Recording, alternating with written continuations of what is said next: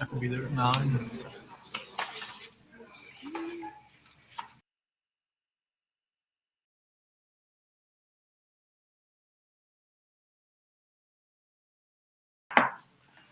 Good evening. I'd like to call to order the regular City Commission meeting for this, the 8th day of December 2025. It's 6 p.m.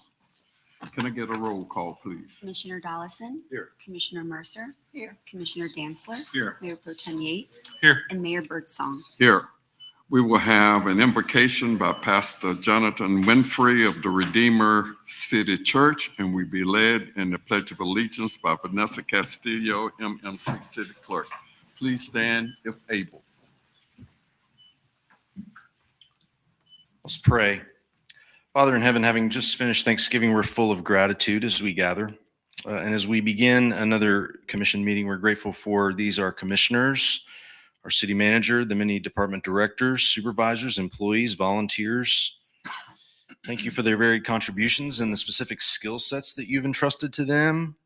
Thank you for the city of Winter Haven. It's a privilege to get to live here. And we are grateful for many, many things, the beauty that surrounds us, which is a testimony to your creative genius. We are grateful for these leaders who've gone before us, those who have led and served and labored for the flourishing of our city. And so tonight we ask for wisdom for these, our commissioners, as they deliberate, especially as they consider planning and purchasing things, as well as small and large decisions. We ask for humility as they hear from the community. Help us, community members, to follow them cheerfully, to disagree respectfully, and encourage them in the hard work of public service. Lord God, would you give them a real sense of how to promote the public good, which is a precious trust that these commissioners and the employees of the city are called to steward faithfully on our behalf. Give them grace to know the good and the true and the beautiful as they make decisions that affect real people, their fellow residents. And ultimately, we pray that their leadership might result in this little part of your world being a bit more beautiful because they've led us. Would they look to you, O Lord, for a courageous vision whose fruit others would enjoy for years to come? Bless these, our leaders. And would you continue to bless and prosper the city that we love? This we ask in your name. Amen. Amen. I pledge allegiance to the flag of the United States of America and to the republic for which it stands, one nation, under God, indivisible, with liberty and justice for all.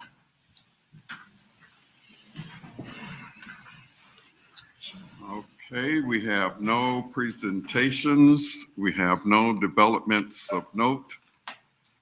We have minutes.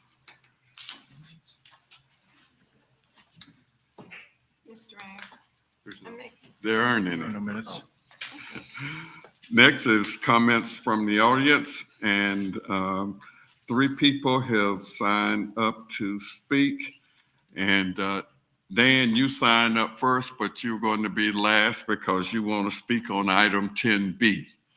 And so the first person is Ken Henry that would like to address us on item 9A.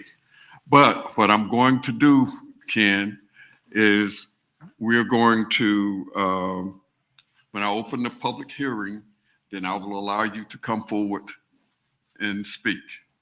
Okay? All right.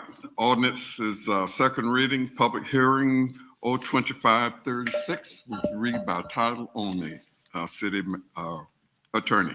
Thank you, Mr. Mayor. Ordinance number O-25-36, an ordinance amending ordinance 23-25, the 2035 Winter Haven Comprehensive Plan by revising the future land use map series, by amending the future land use on one parcel and a portion of another parcel from neighborhood suburban future land use to neighborhood support future land use, repealing all ordinances in conflict herewith, providing for the administrative correction of scrivener's errors, and providing an effective date.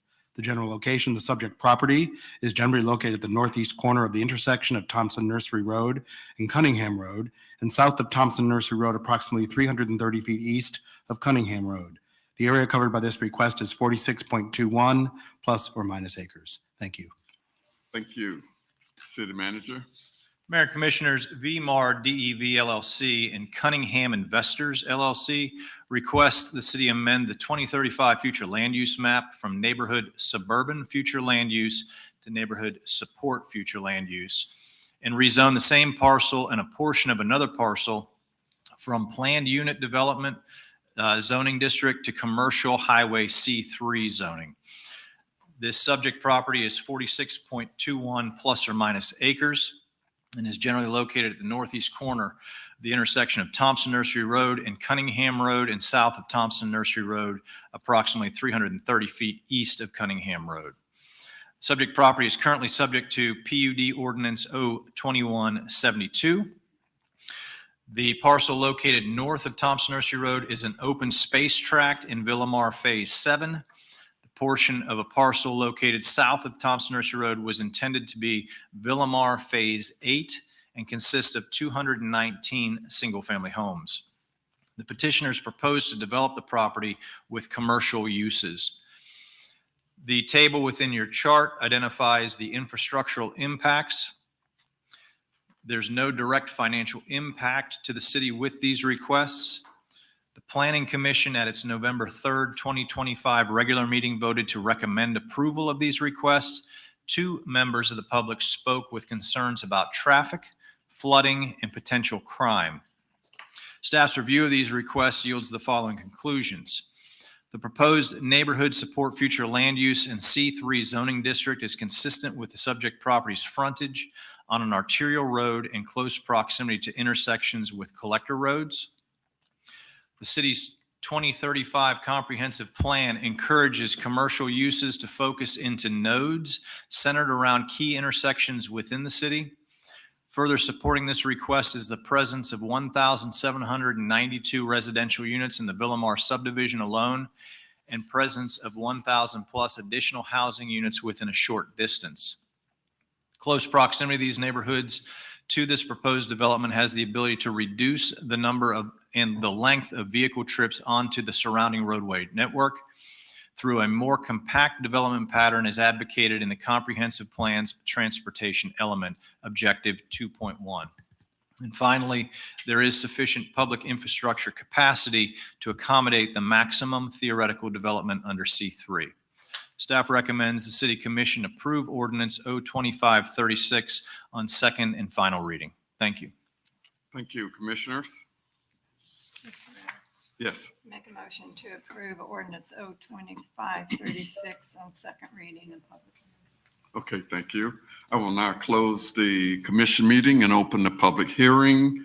And at this time, would Ken Henry please come forward, state your name and address for the record, and you'll have 5 minutes. Thank you. My name's Ken Henry. Address is 366 Terra Nova Boulevard in Winter Haven. I'm a resident of Terra Nova, but also represent the Regional Community Council, which represents about 13 neighborhood communities in the southeast area of Winter Haven. I was away at the time of the Planning Commission meeting, so I was unable to attend that, but heard a great deal from several of our residents in Terra Nova, including the president of our HOA, who's with me this evening, who attended that meeting. The concern that they voiced primarily began with the concern of having a commercial development plopped down right in the middle of a residential district. And the homeowners whose properties back up to that portion of Villamar received letters from the Planning Commission that the proposal was to be discussed. They were concerned that despite all the concerns that they raised at that Planning Commission meeting, there seemed to be just no concern for those folks' concerns, to put it simply. They felt that they were pretty much ignored, even though they pointed out wetland development area that they're proposed to be putting that commercial area into, drainage issues coming from Terra Nova into that wetland area that's permitted and part of our drainage pattern for our stormwater usage. The difficulty with traffic coming in and out of the area at Villamar, which is only accessible off of Eloise Loop Road practically, even though the entrance to Villamar off of County Road 653 and Cunningham Road would also access the property. It's a significant distance, and already there's a great deal of traffic that are using the entry and exit off of Eloise Loop Road, and it's already causing some traffic problems at this point. The Planning Commission seemed to indicate that with the new Thompson Nursery Road extension project, that the traffic areas would be taken care of, but with our experience working with Polk County Commission, it's going to be several years before the Thompson Nursery Road extension project is being developed along the area that's serviced by Villamar and Terra Nova and the other communities. The citizen interest that the folks spoke to me about, again, they felt like it was much more the interest of the developer that was being taken care of rather than the interests of the citizens. And we believe pretty strongly that it's the responsibility of our city commissioners and our other local government entities that the citizens are the first people who should be listened to and not corporations. I recently read an article that was comparing capitalism as we know it to a new term that's come up is corporatism, that large corporations with vast sums of money at their disposal get more interest and more listening time than average citizens. And that's an area of concern. The area where we all live is residential. There are several very significant communities all along Thompson Nursery Road, County Road 653, and beyond. There's already commercial development that's going on with the new public store being built on Thompson Nursery Road, a new 7-Eleven, so two other commercial properties are going in right near that 7-Eleven. So commercial development along an artery like Thompson Nursery Road, I guess, is something that we see as progress. And when Thompson Nursery Road, it becomes a 4-lane thoroughfare that will not go directly past where the Villamar entrance and exit is, that will still be going on to the Eloise Loop Road. Development is fine. We understand it. It's growth and it's the future. But when it takes place in your own backyard, it's a whole nother matter. So we'd appreciate your consideration. If you haven't finished, I'll give you a few more minutes. I beg your pardon? I'll give you a few more minutes. Oh, thank you very much. One of the residents had recently moved here from Nebraska, very used to open territory. And one of the appeals that they had to the property that they bought on Terra Nova Boulevard, which backs up directly to the Villamar development, was that open land space. And they understood fully well that it would be a matter of time before new homes were built on that property. And they didn't have an objection to new homes, but having a commercial enterprise of unknown what it's going to be, that question was raised at the Planning Commission, and whether the developer didn't know or didn't want to answer what was going to be built there, the folks felt that they were just being shortchanged, if you will, not having any idea what's going to be built. And apparently, they were told that the permitting that was being considered would allow up to a 6-story structure to be built on that land, backing up to single-family homes all along their area. I have to learn to stop talking with my hands. But not knowing, it's really clouded their, I shouldn't say their decision that they've already made. They've made tremendous changes to their home, really beautified it. It's disheartening, if I can put it simply, from what they said. And the fact that they raised the question about traffic and movement and development just seem to fall on deaf ears. Again, with Thompson Nursery Road Extension Project being a long-term down the road, there would seem to be other areas that could be used for commercial development rather than directly in the heart of a residential area.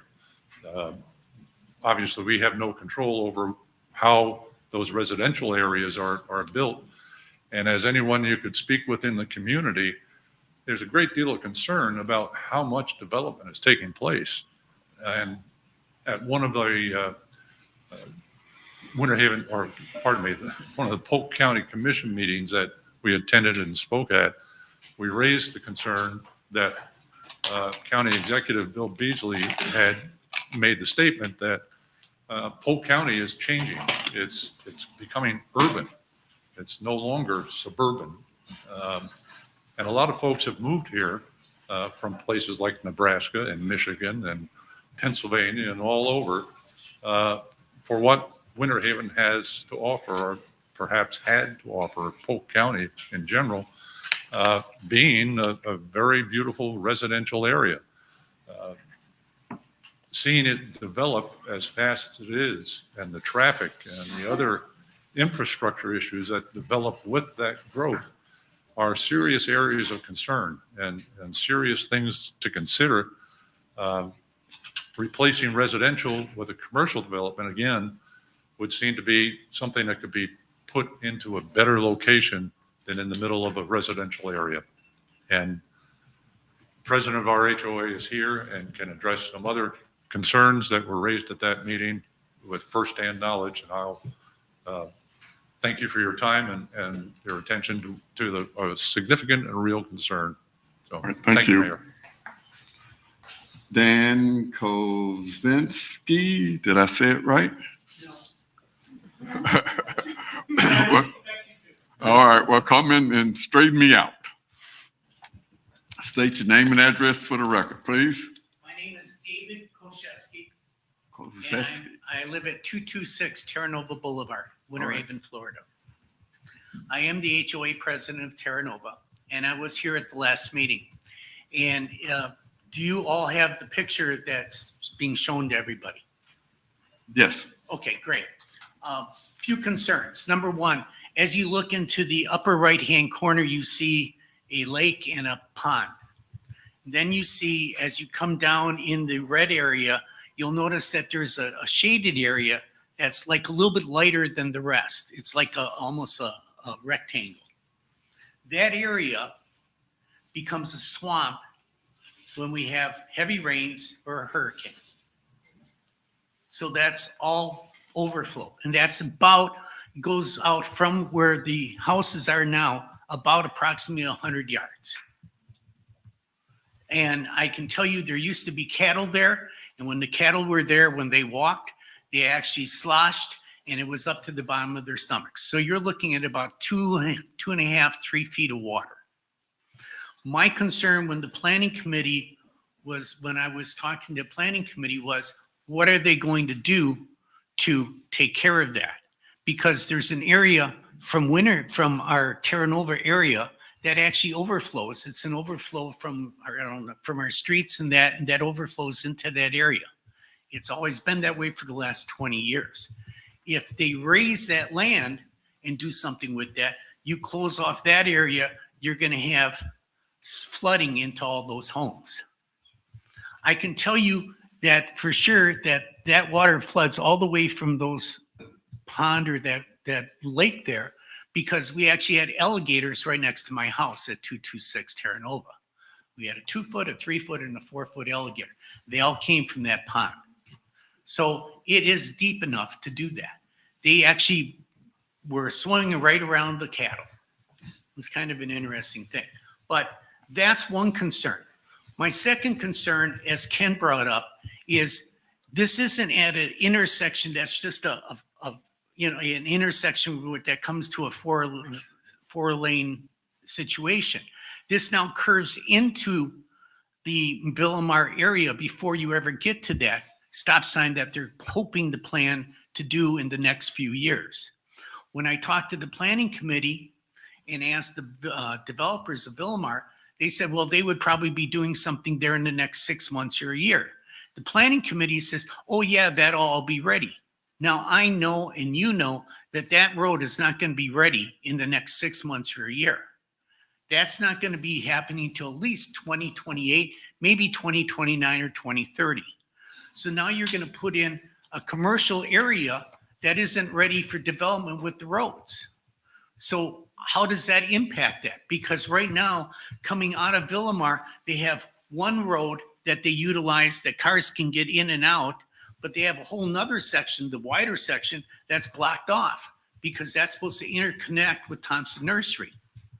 Well, until that's connected and interconnected with Thompson Nursery, you're going to have a real cluster right there if you put anything in at this point in time, let alone commercial, because there's no way to get to it because you only have that one little area that they're coming in and out of right now.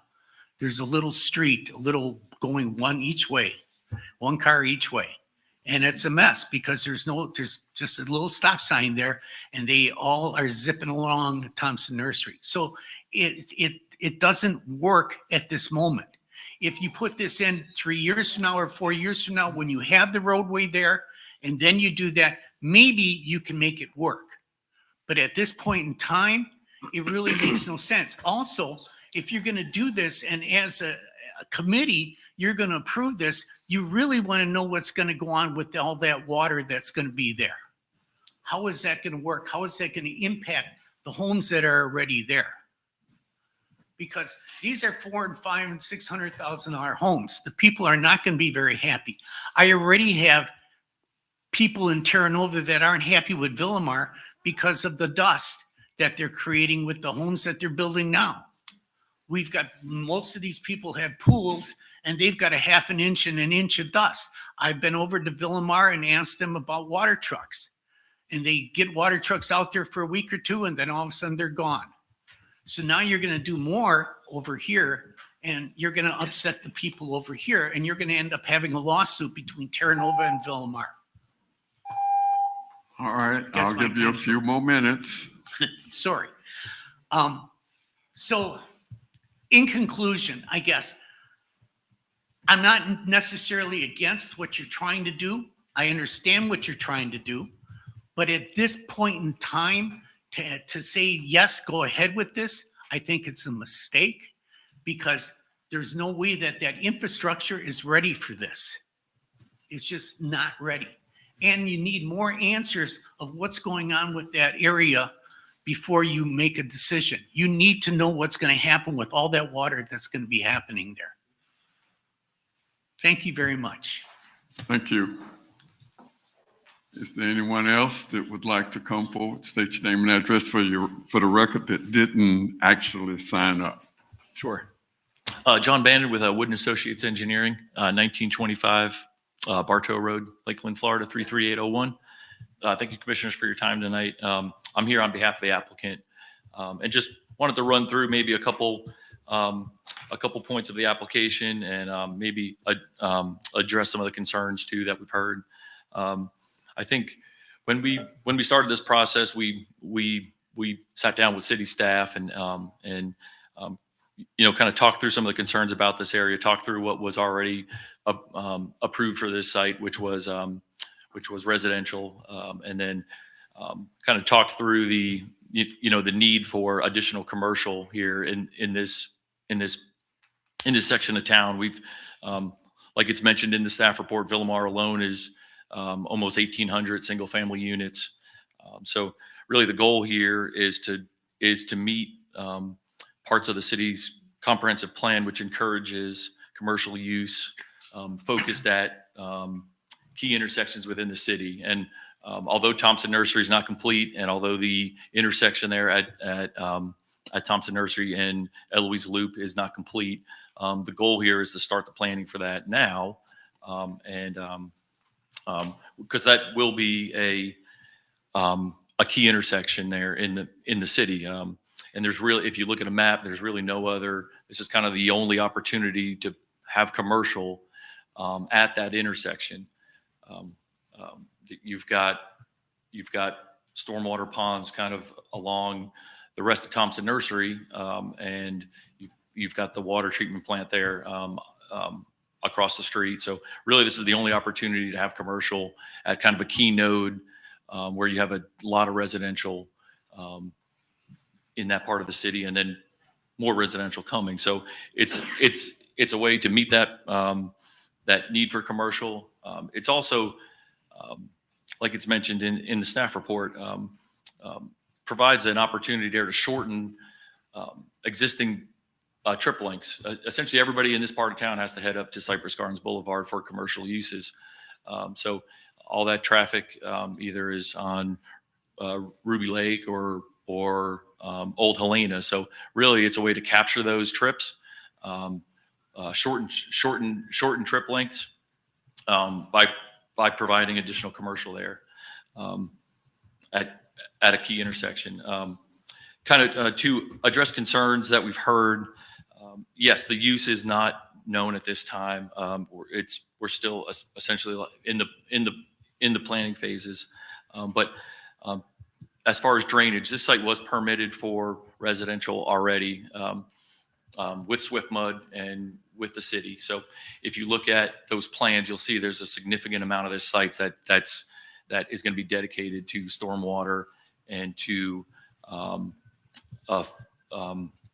floodplain too. So this site was permitted, and you look at the site. Yeah, there are wetlands on site. So there's a and there is floodplain. So those plans did include a significant amount of stormwater retention. It's 100-year area, so it's 100-year ponds. It's floodplain compensation for any of those impacts. And in those areas that were talked about by the HOA president. So as far as traffic, any traffic, and I agree what was said. What the configuration there is not the final configuration of the roads. It would not support what the commercial use is now. Any traffic issues will have to be permitted with Polk County, and those intersection improvements will have to be permitted with Polk County. And we also run those through with city staff as far as reviewing our traffic study, and then whatever improvements are needed, if those are going to happen before the county improvements are complete. So there'll have to be sort of a regional traffic study done to look at the timing of the development along with the timing of the improvements that are coming from the county. So, but those will have to be at the time of site permitting. Let me see what else we had as far as some of the other concerns.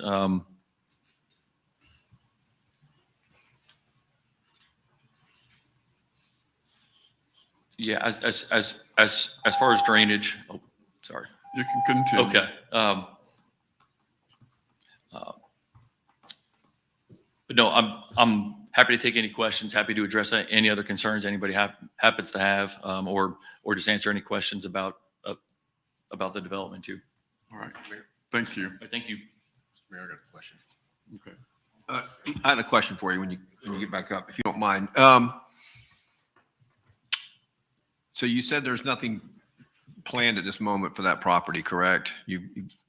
There's nothing that you've got, like? Nothing specific. We've applied for neighborhood support Right. zoning, so we're still, or they're still very in the planning phases of the project. Yeah, there's nothing specific. Okay, so Eric, my question to you then, let's say a month from now, they come forward and they've got a gate or another 7-Eleven or some big user that wants to come forward. This HOA president, I'm sorry, I forgot your name, but he made a very good point about the road, and you even admitted it's not really configured properly. Would that have to be fixed before that gate or another 7-Eleven would be built? Or, because I can see that he's got a point, it could make things worse before it gets better. And is that part of the concurrency that we always talk about? Yes, sir. So City of Winter Haven and Polk County both engage in concurrency management. That is the management of infrastructure based on a level of service. We both do that for transportation uses. If they came in, in a month or 2 months or whatever with a proposal, we would use ITE, which is Institute of Traffic Engineers, traffic generation trip counts to determine how many trips that proposed use would put on the roadway. They would have to apply for a Polk County permit to gain access to Thompson Nursery Road because it is a Polk County roadway. They'd have to submit a traffic impact analysis that would show or demonstrate if there is a deficiency, and if there is, what would the improvements would need to be made in order to accommodate that use. So we have the systems in place to ensure that we have adequate infrastructure at the time of development. If they, just as a matter of practicality, I would suspect that the developer may wish to wait until Thompson Nursery Road is constructed by the county before moving forward with this project, because if not, and his proposed use generates the need for a traffic light, the developer will have to pay for it and Right. put it in, which would save Polk County some money. Right, right. That's what I was going to get to, is it looks like it seems to me like you're going to wait till after things completed. And even then, if they were to come forward and make this application, knowing what I've learned over the last 13 years, it ain't going to happen quick. It's going to take a long time to get these studies done. And I understand their concerns about what this could potentially do to the road, but I think a lot of that is going to take care of itself through the permitting process and with time, I think. But that's what I'm grappling with, Eric. And I think you're talking about at least an 18-month process before you can be built. Yeah, that would be moving at Warp pretty speed. lightning speed. You have Yeah, to go it'd be more through. like 2.5 They're- years. Yeah, speed. they're going to have to modify their Swift Mud permit that they previously got for the residential component. So they'd have to modify it after they figure out what they're building there. Right. And they have to go through all the permitting process with Swift Mud and with us and with Polk County. So it will take some time. Yes, sir. All right. Eric, let me ask a quick question. So no matter what, will this come back before us at some point?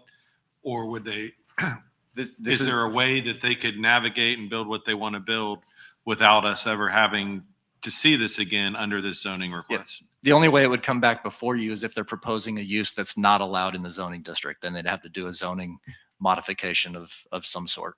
If they're doing any uses, retail, restaurant, office that are allowed in the commercial zoning district, then it's a administrative approval at that point. It's submitting of a site plan, making sure that they get their Swift Mud permit, their Polk County permit. They'd have to meet all the requirements in our land development code. So all of the landscape buffering, parking requirements, all of that, it's administrative at that point. And that's the challenge for me under our code and what we will allow. Like, I don't know this specific, I assume that was right, that they could build a 6-story building here. Is that right? Or 65 feet is the maximum height in the commercial zoning district. so that's what, how many stories is that? Generally 5 or 6. Okay. Yeah. So I if mean, you do flat, So if you do so flat that's where roof, like, maybe and I 6. totally get that. Like if I lived in any of these houses, I wouldn't want a 6-story building right next to me. And I think if that became before us, we would absolutely, I know I would vote no on that. I can't speak for the rest of the commission, but that's where this gets challenging. And we can't approve this necessarily and restrict that building, correct? You've got to take the bathwater and everything. Right. I would point out as the engineer stated it, and the HOA president, the east side of the property is the wet side of the property. That is where all the stormwater and retention will go for the property. So there will be, likely the commercial uses will be pushed up closer to Thompson Nursery Road. There'll be a significant buffer between the uses and the residential on the east side. That's correct. So while you're standing up Yeah. here, you're not going to build a 6-story building there, right? I mean, like Eric said, just the nature of the site, it sort of drains from west to east. So if you look at the plans that were approved for Villamar 8, yeah, there's stormwater there towards the east. And then on top of stormwater now, there's going to be the buffering that is required between commercial and residential, which is pretty significant. So you'll have stormwater and then the buffers. And I'll just add as a matter of economics and our land development code, if they were to propose a 6-story building of any significant size on this property, they'd likely have to go to structured parking. They wouldn't be able to park it. As a matter of economics, just, I don't foresee any building even coming close to that size going on this property. All right. Any other questions? Anyone else from the public would like to speak? State your name and address for the record. And I would like to just request that you don't repeat what has already been said. No, sir. Thank you. My name is Linda Fife. I'm the Vice President of the HOA at Traditions Winter Haven. My address is 3691 Plymouth Drive. I also sit on the Regional Community Council with Ken Henry. Just a couple of things to point out to you. Number one, when we talk of traffic, those of you that sit on the County Traffic Commission, if we could hear a little bit more from those of you that sit on that, maybe we wouldn't have to address these issues down the line. Secondly, the intersection at Ruby Lake and Thompson Nursery Road, which has the Publix under construction, is less than a mile from this site. There are 13 commercial developments going in there that certainly support those people that are living in Terra Nova and along that buffer. So the idea, as the engineer stated, of the residents having to go great distances to access grocery stores.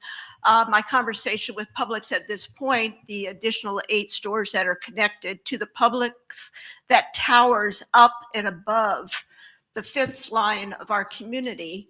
It has created an issue with flooding yesterday because the parking lot is 18 inches higher than the residential area.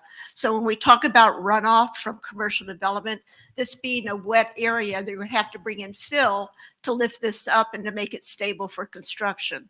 So you're going to have an additional height issue dealing with runoff in this area.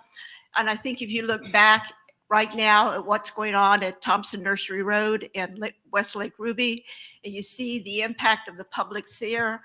The construction workers that are in their pickup trucks literally are eye level looking over the fences into our backyards. So once again, take another look. You have an opportunity, as you said, to table this. Let's wait for the Thompson Nursery Road. Let's wait for Publix and those 13 commercial developments that are less than a mile away. Publix has not signed leases to fill those stores. So if there's not a need and you're not filling opportunities in commercial stores less than a mile away, why would you build 15 more, areas? And I think you're talking 40 acres here. That's a considerable amount of construction.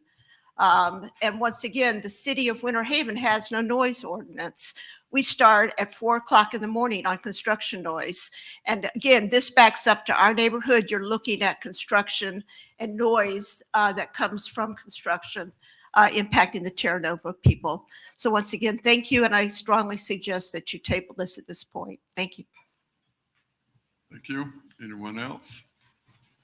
All right, seeing none, I will close the public hearing and reopen the city commission meeting. Is there any more discussion? All those in favor of the motion, let it be known by saying aye. Aye. Opposes by the same sign. Aye. Motion passes. Ordinance 02537, which read by title only. City Attorney. Thank you, Mr. Mayor. Ordinance number O-25-37, an ordinance amending Chapter 21 of the Code of Ordinances of the City of Winter Haven, Florida, by rezoning one parcel and a portion of another parcel from Planning Unit Development, PUD zoning district, to Commercial-Highway C3 zoning district, providing for the administrative correction of scrivener's errors, repealing all ordinances in conflict herewith, and providing an effective date. The general location: the subject property is generally located at the northeast corner of the intersection of Thompson Nursery Road and Cunningham Road, and south of Thompson Nursery Road, approximately 330 feet east of Cunningham Road. The area covered by this request is 46.21 plus or minus acres. Thank you. Thank you, City Manager. This just deals with zoning. Yes, sir. Ordinance 2537 is the zoning amendment that takes it from the PUD zoning to Commercial Highway C3 zoning district on the same parcel that you just discussed. Thank you. Commissioners? Mr. Mayor, Yes. I make a motion that we approve ordinance 02537 and on second reading and public hearing. Thank you. I will now close the commission meeting. If there's anyone that wishes to speak to ordinance 02537, you may do so at this time by coming forward, stating your name and address for the record. You have 5 minutes. Seeing none, close the public hearing, reopen the commission meeting. Is there any discussion? All those in favor say aye. Aye. Opposes by the same sign. Aye. 02537 is adopted. 02539, would you read by title only, City Attorney? Thank you, Mr. Mayor. Ordinance number O-25-39, an ordinance of the City of Winter Haven, Florida relating to mandatory structural inspections for condominium and cooperative buildings, implementing subsection 553.889 sub 11 Florida statutes 2025, creating section 5-24 of the Code of Ordinances of the City of Winter Haven, Florida, requiring condominiums, cooperative associations, and owners subject to mandatory structural inspections to schedule or commence repairs for substantial structural deterioration within 365 days after the city's receipt of a Phase 2 inspection report, providing for conflicts, providing for severability, providing for codification and the administrative correction of scrivener's errors, providing for an effective date. Thank you. Thank you. City Manager? Mayor and Commissioners, in response to the condominium building collapse in Surfside, Florida, the Florida Legislature passed House Bill 913 during the 2025 legislative session. House Bill 913 requires local governments to add language to their code addressing structural repairs for condominium and cooperative association buildings within a specified time frame. To comply with HB 913, Section 5-24 will be added to Chapter 5, Buildings and Building Regulations of the Winter Haven Code of Ordinances, and will require those condominium and cooperative associations which are required by law to perform milestone inspections to schedule or commence repairs for substantial structural deterioration within 365 days of the building official receiving a Phase 2 inspection report. There are 7 condominium and cooperative associations located in the city which are subject to milestone inspections. These are those containing buildings of 3 or more habitable stories in height, which are required every 30 years of age and every 10 years thereafter. Staff recommends the City Commission approve Ordinance O-25-39 on second and final reading and authorize the city manager or designee to take all necessary actions related to the implementation of the same. Thank you. Thank you. Commissioners? Mr. Mayor, Yes. motion to approve ordinance O-25-39. Thank you. I will now close the commission meeting, open the public hearing. Anyone wishing to speak to ordinance O-2539 may do so at this time. Seeing none, close the public hearing, reopen the commission meeting. Is there any discussion?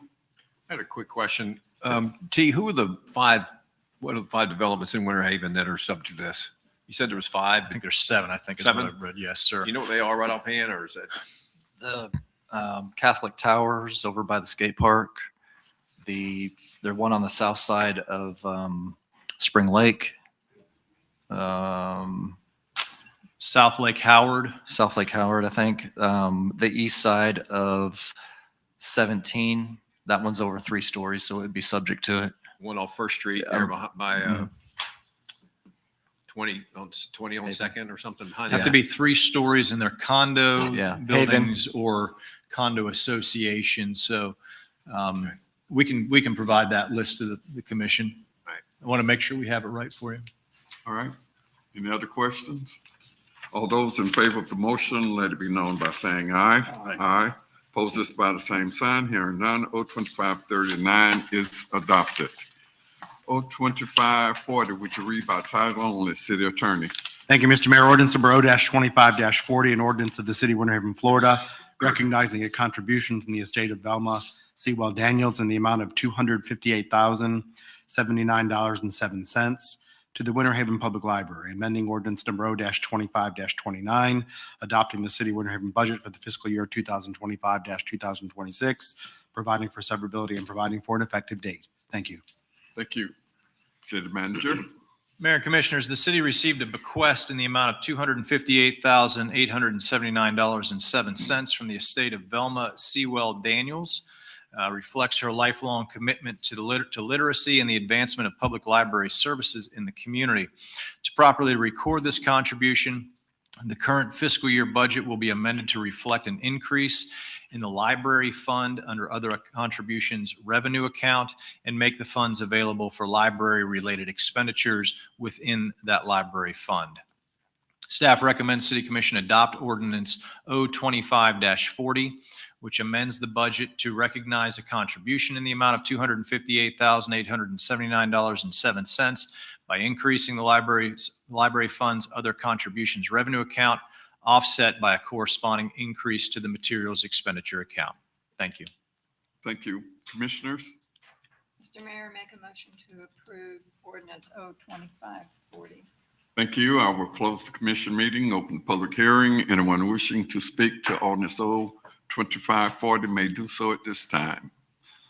Seeing none, close the public hearing, reopen the commission meeting. Any discussion, questions? All those in favor of the motion, let it be known by saying aye. Aye. Aye. Opposed by the same sign. Hearing none.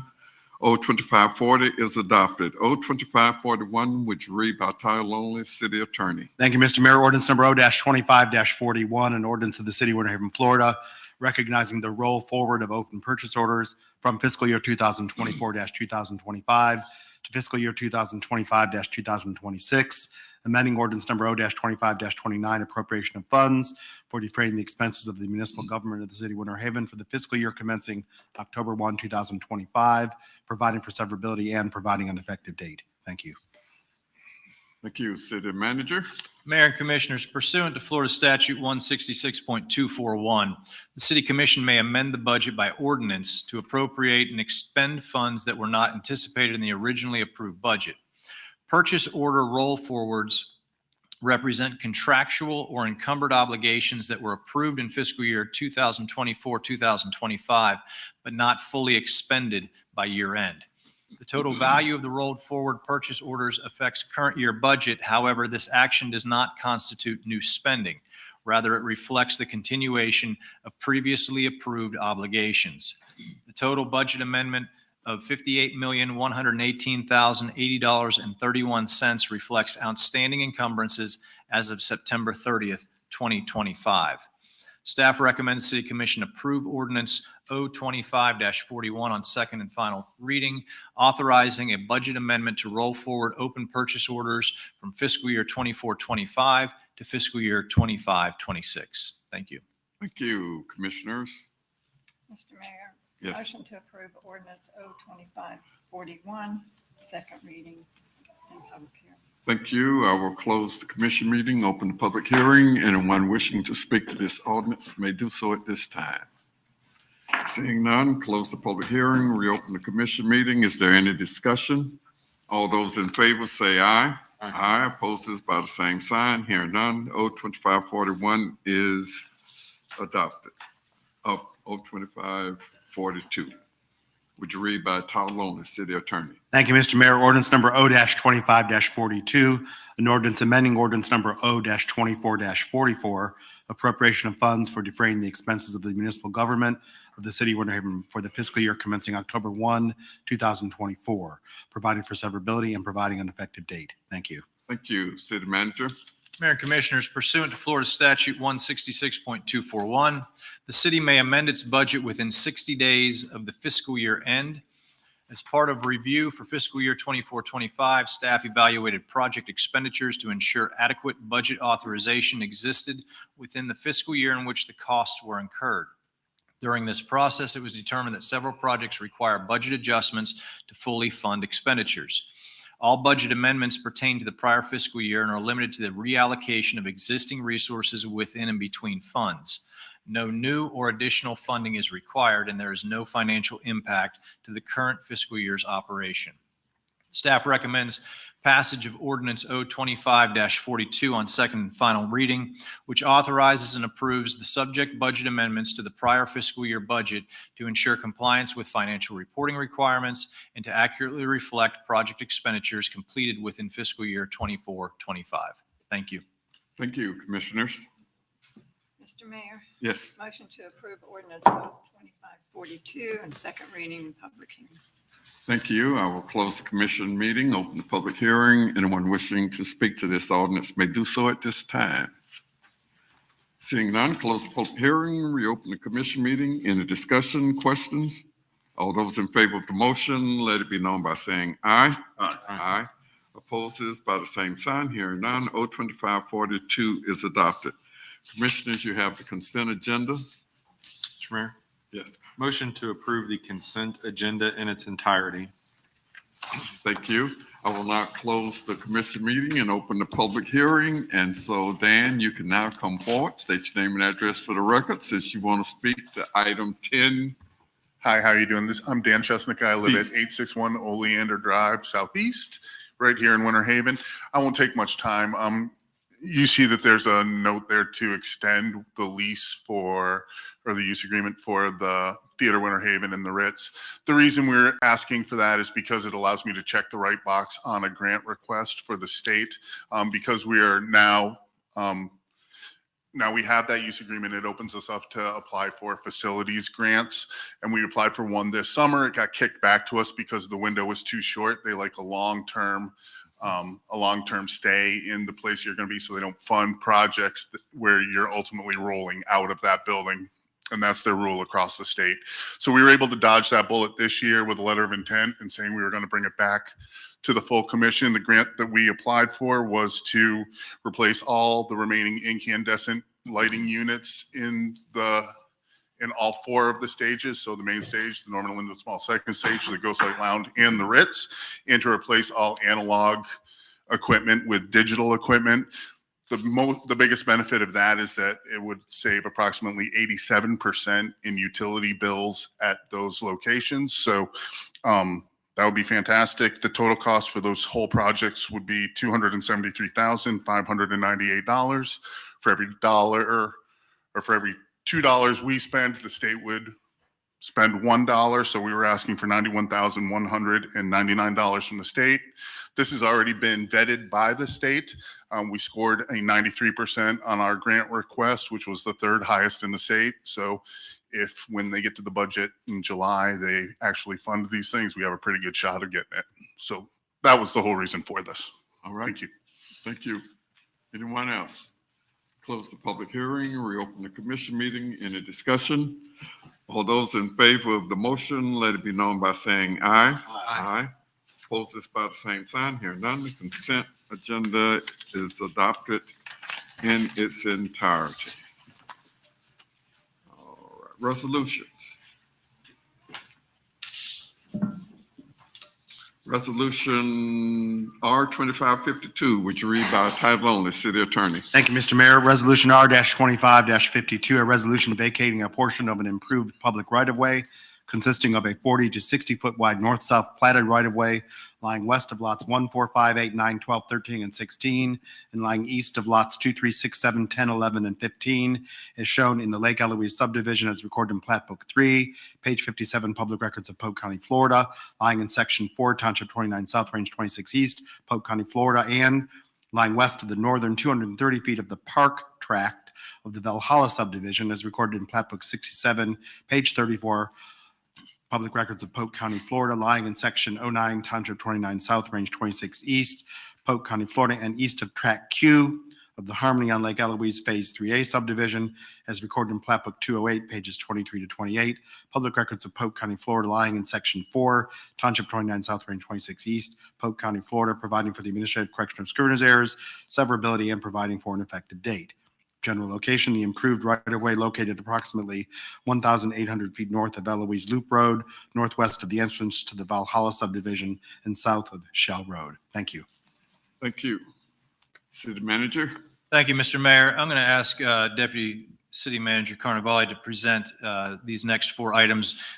Just for convenience, item 11A, 11C, and 11D share a common fact sheet. So would ask that we move 11B until we do those 3, just for convenience and for to minimize any confusion in the order. And he will now present item 2552. All right. Thank you. Good evening, Mayor and City Commissioners. As part of the development of the Harmony neighborhood, generally located south of Lake Lulu and west of Lake Eloise, the developer, 4-Star USA Real Estate Group Incorporated, envisioned a realignment of West Lake Eloise Drive to improve safety, increase the developable area of the roadway, and improve the overall aesthetic. With the realignment of West Lake Eloise Drive now complete, Forestar is seeking to clean up old right-of-ways and easements to facilitate the ongoing development of their project. Specifically, the three requests are vacation of Westlake Eloise Drive right-of-way. So this is the old roadway corridor. Forestar requests the city vacate, abandon, renounce, and disclaim the public's right into and upon a 40 to 60 foot wide, approximately 3,300 foot long section of improved right-of-way, commonly known as Westlake Eloise Drive. The right-of-way was dedicated as part of the Lake Eloise subdivision plat in 1914, and the developer seeks the vacation of the right-of-way to facilitate future development of the Harmony Lake Eloise subdivision Phase 3B and Phase 5. The recently completed new alignment shifts the road to the west and was platted as part of the Harmony on Lake Eloise Phase 3A subdivision plat. The new road alignment is currently open and operating as Westlake Eloise Drive. The old section of Westlake Eloise Drive has been blocked off and is currently not utilized by the public. To clean up the remnant section of right-of-way located adjacent to the Valhalla subdivision, staff extended the vacation request to include an additional 230 feet, which I think you can see in the picture there. Public or franchise utility infrastructure within the old right-of-way has been abandoned or relocated. City departments and franchise utility operators have no objection to the vacation provided. New easements will be granted if necessary. So the next item is we'll go with the next resolution in there, is vacation of public utility easements. So on December 11, 2006, you want to take them one by one? No, we take them one by one because the city attorney has to read by title only. Okay. All right, so commissioners, you have resolution R 2552. I entertain a motion. Mr. Mayor, Yes, motion to approve resolution R-25-52. thank you. I will close the commission meeting, open the public hearing. Anyone wishing to speak to resolution R 2552 may do so at this time. Seeing none, close the public hearing, reopen the commission meeting. Is there any discussion? All those in favor of the motion, let it be known by saying aye. Aye. Opposed by the same sign. Hearing none, resolution R 2552 is adopted. Resolution R 2554, would you read by title only, city attorney? Thank you, Mr. Mayor. Resolution R-25-54, a resolution terminating, abandoning, vacating, and releasing a 45-foot utility easement in favor of the city of Winter Haven as recorded in Official Records Book 7132, pages 521 through 524, Public Records of Polk County, Florida, providing for the administrative correction of scrivener's errors, severability, and providing for an effective date. General location, the utility easement located approximately 1,800 feet north of Eloise Loop Road, west of the Valhalla subdivision, and south of Shell Road. Thank you. Thank you. Now, Deputy City Manager. So again, this is in the same general area and the same project. Vacation of public utility easements is this section. So on December 11, 2006, the city was granted a 45-foot wide, 3,966-foot long north-south perpetual easement to excavate, construct, and maintain underground water and sanitary sewer lines or underground works or utilities of a municipal or public nature. The owner of these lands, Forestar Real Estate Group Incorporated, has arranged for the relocation and abandonment of all utilities within the easement and is requesting the city vacate and release the easement to allow for the construction and development of Harmony on Lake Eloise, Phase 3B and Phase 5. As part of the easement vacation process, the city has contacted the local utility companies as well as the city's engineering and utility departments. No objection letters were received. As part of the redevelopment of this land, any abandoned or inactive utilities located within the easement area will be removed at the developer's expense. Thank you. Commissioners, entertain a motion for resolution R 2554. Mr. Mayor, Yes, motion to approve resolution R-25-53. 5-4. 5-4. 4, sorry. All right, I'll close the commission meeting, open the public hearing. Anyone wishing to speak to R 2554 may do so at this time. Seeing none, close the public hearing, reopen the commission meeting. Is there any discussion? All those in favor say aye. Aye. Aye. Opposed by the same sign. Hearing none, resolution R 2554 is adopted. Resolution R 2555, would you read by title only, city attorney? Thank you, Mr. Mayor. Resolution R-25-55, a resolution confirming the acceptance of improvements, infrastructure, and dedications in favor of the public/city of Winter Haven, is noted on that certain plat entitled Harmony on Lake Eloise Phase 3A, recorded in the office of the clerk of the circuit court in Fort Polk County, Florida, in Plat Book 208, pages 23 through 28, Public Records of Polk County, Florida, and authorizing the city manager to release the performance bond posted to guarantee completion of required improvements in infrastructure. General location, subdivision is generally located west of Westlake Eloise Drive, north of Harmony and Lake Eloise Phase 2 subdivision. Thank you. Thank you, Deputy City Manager. All right, so this is the same area that we've talked about before, except we're looking at the newly constructed section of roadway in that area. So acceptance of improvements dedicated by the Harmony Phase 3A plat. Four-star request the City Commission accept certain improvements and dedications in favor of the public/City of Winter Haven, as notated on the plat for Harmony on Lake Eloise Phase 3A. The subdivision consists of 33.19 acres and is generally located west of West Lake Eloise Drive, north of Harmony on Lake Eloise Phase 2 subdivision. The subdivision contains no building lots and 5 common lots consisting of stormwater retention and open space. However, the subdivision dedicates to the city a 100-foot right-of-way containing the realignment of West Lake Eloise Drive. All drainage conveyances and stormwater management areas will be maintained by the CDD. On August 6, 2024, City Commission approved Resolution R2435, platting Harmony on Lake Eloise Phase 3A. However, certain improvements were not completed at that time. In accordance with State Statute 21395, the City Statute 21395 of the City of Winter Haven Unified Land Development Code, the developer Four Star Real Estate Incorporated submitted a performance bond issued by the Atlantic Specialty Insurance Company in the amount of $3,380,922 to guarantee completion of all required infrastructure and improvements for the subdivision. Incomplete work included earthworks, sanitary sewer, potable water, reuse water, landscaping, stormwater management, paving, final roadway construction, and engineering certification. Recent inspections by staff found all incomplete improvements are now complete, and the roadway, water, wastewater, and reuse utilities can now be accepted by the City of Winter Haven. Staff's recommending approval. Thank you, Commissioners. Mr. Mayor, Yes, motion to approve R2555. thank you. I will close the commission meeting, open the public hearing. Anyone wishing to speak to R2555 may do so at this time. Seeing none, close the public hearing, reopen the commission meeting. Is there any discussion? All those in favor say aye. Aye. Opposes by the same sign. Hearing none. R2555 is adopted. R2553, would you read by title only, City Attorney? Thank you, Mr. Mayor. Resolution R-25-33, a resolution of the City Commission of the City of Winter Haven, Florida, naming an unnamed north-south running roadway located between Old Lucerne Park Road and Greppin Pass as Greppin Pass, making findings, providing for severability, providing for the repeal of conflicting resolutions, and providing an effective date. Thank you. Thank you.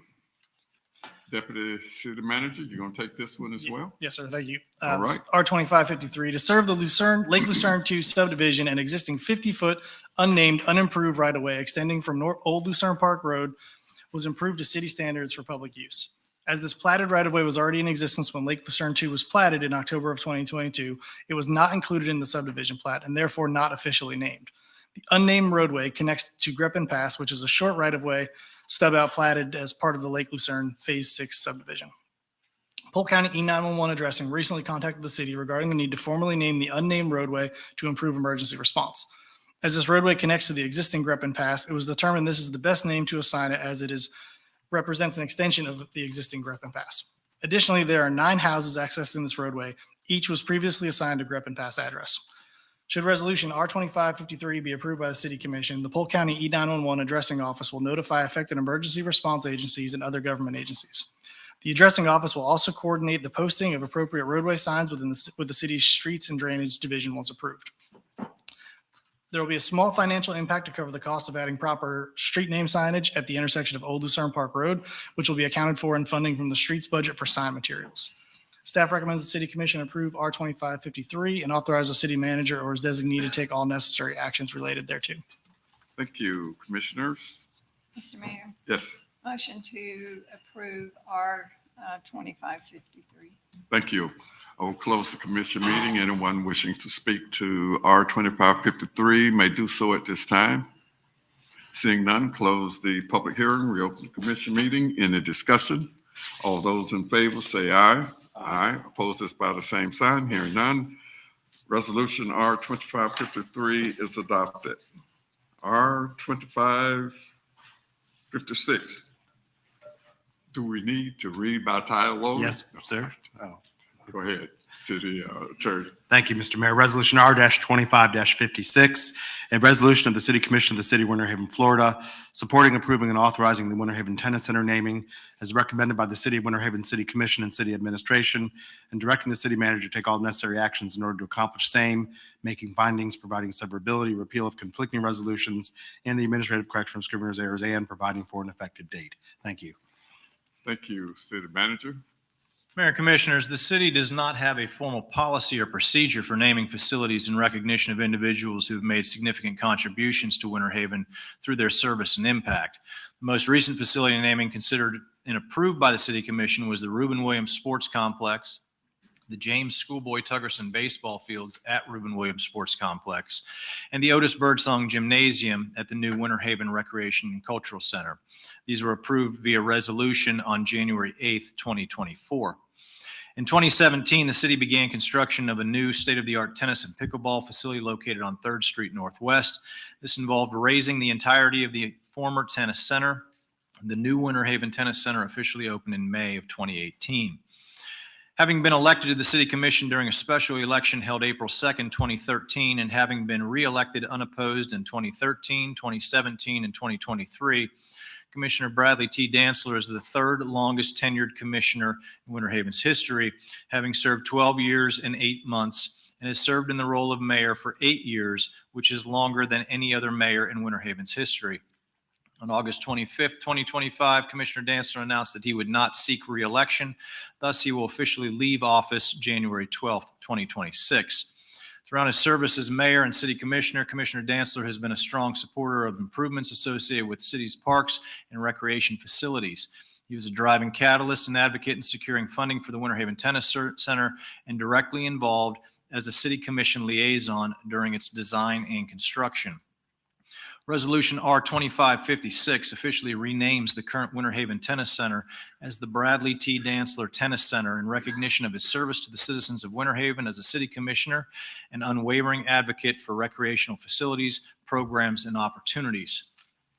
There will be a minimum cost associated with changing the name on the entryway sign of the facility, which will be absorbed within the Parks, Recreation, and Culture fiscal year 26 budget. Staff recommends the City Commission approve Resolution R-2556 and authorize the city manager designee to take necessary actions related thereto. Thank you. Thank you. Commissioners? Mr. Mayor, I make a motion that we approve R-2556, renaming of the Winter Haven Tennis Center. Thank you. I will close the commission meeting, open public hearing. Anyone wishing to speak to R-2556 may do so at this time. Seeing none, close the public hearing, reopen the commission meeting. Any discussion? All those in favor say aye. Aye. Opposes by the same sign. Hearing none. We have a new name for our tennis center. All right, Resolution R-2557, which read by title only, City Attorney. Thank you, Mr. Mayor. Resolution R-25-57, a resolution of the City Commission of the City of Winter Haven, Florida, reappointing members to the Affordable Housing Advisory Committee and providing for severability, repeal of conflicting resolutions for the administrative correction of scrivener's errors and providing for an effective date. Thank you. Thank you, City Manager. Mayor and Commissioners, Section 3-303 of the Winter Haven Affordable Housing Advisory Committee bylaws states members shall be appointed for 2-year terms. Terms shall begin January 1st and end on December 31st. There are no limits on the number of subsequent terms that may be served. The following members' terms will expire on December 31st, 2025. Mark Ferreira, Carlos Unzueta, Lisa Watkins, Brad Beatty, Hattie Wilson, Ed Smith, and Abdul-Rahim Al-Khatib. All 7 members have expressed their desire to be reappointed to the AHAC and have submitted the appropriate reappointment forms to the city clerk. If reappointed, the above-mentioned members' terms will commence January 1st, 2026 and will expire December 31st of 2027. There's no financial impact for this item. However, failure to appoint and maintain an active Affordable Housing Advisory Committee may delay or eliminate future funding of the SHIP program. Staff recommends City Commission approve Resolution R-25-57, reappointing members to take the reappointing members to the Affordable Housing Advisory Committee, and authorize city manager or designee to take all necessary actions related thereto. Thank you. Thank you. Commissioners? Mr. Mayor, Yes. make a motion to approve Resolution R 2557 reappointments. Thank you. I will close the commission meeting, open the public hearing. Anyone wishing to speak to Resolution R 2557 may do so at this time. Seeing none, close the public hearing, reopen the commission meeting. Is there any discussion? All those in favor say aye. Aye. Opposed by the same sign. Hearing none.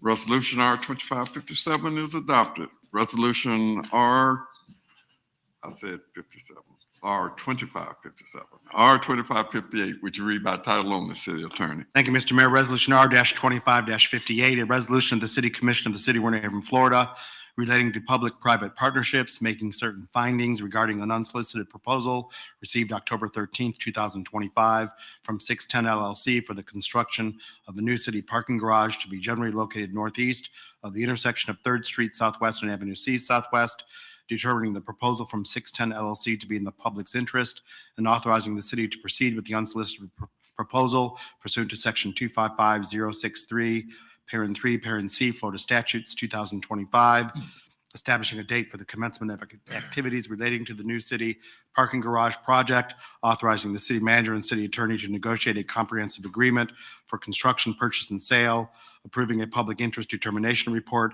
and instructing the city manager to publish said report in the Florida Administrative Register as required by law, repealing conflicting resolutions, if any, providing for severability, providing for the administrative correction of scrivener's errors, providing for an effective date. Thank you. Thank you, City Manager. Mayor and Commissioners, on October 13th of 2025, the city received an unsolicited proposal from 610 LLC, noted as the unsolicited proposer, for the construction of a 292-space parking structure at the northeast corner of 3rd Street Southwest and Avenue C Southwest in downtown Winter Haven. Section 255.065 of Florida statutes, also known as the P3 statute, governs public-private partnerships and the process by which unsolicited proposals are received as a means by which public entities can deliver projects that serve a public benefit in a more time-efficient and cost-effective manner. The construction and conveyance of a parking structure is a qualifying project as defined by the P3 statute. Concurrent with the submittal, the applicant provided a $25,000 application fee as provided for in the P3 statute to cover the city's costs associated with review of the proposal and subsequent construction plans, as well as associated construction inspection services and other related costs. The unsolicited proposal details the proposer's intent to design, construct, and deliver a 4-story parking structure proposed to be constructed on property currently owned by Urban Action LLC, of which the unsolicited proposer is a 50% owner. The unsolicited proposer will demonstrate control of that real property by entering into a development agreement with Urban Action LLC. As required by the P3 statute, the City Commission conducted the first duly noticed public meeting on November 24th, 2025, and provided opportunity for all affected public entities and members of the public to provide comments on the unsolicited proposal for the City Commission's consideration. In accordance with the P3 statute, at this evening's second duly noticed public meeting, the City Commission is afforded the opportunity to make certain findings in order to determine that the unsolicited proposal is in the public's interest. As such, Resolution R 25-58 has been prepared for consideration and addresses the following. 1, the benefits to the public. 2, the financial structure and the economic efficiencies achieved by the unsolicited proposal. 3, the qualifications and experience of the unsolicited proposer that submitted the proposal and such entity's ability to perform the project. 4, the project's compatibility with regional infrastructural plans. And 5, any public comments submitted at the first meeting. In that regard, the City Commission must provide a statement that explains why the unsolicited proposal should proceed and address such comments, if any.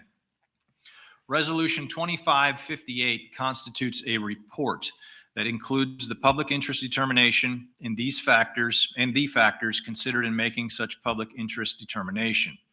If approved, The report must be published in the Florida Administrative Register for at least 7 days. The resolution also authorizes the city manager to then negotiate a comprehensive agreement with the unsolicited proposer that would detail the respective parties' rights and responsibilities to deliver the completed parking structure to the city for use by the general public.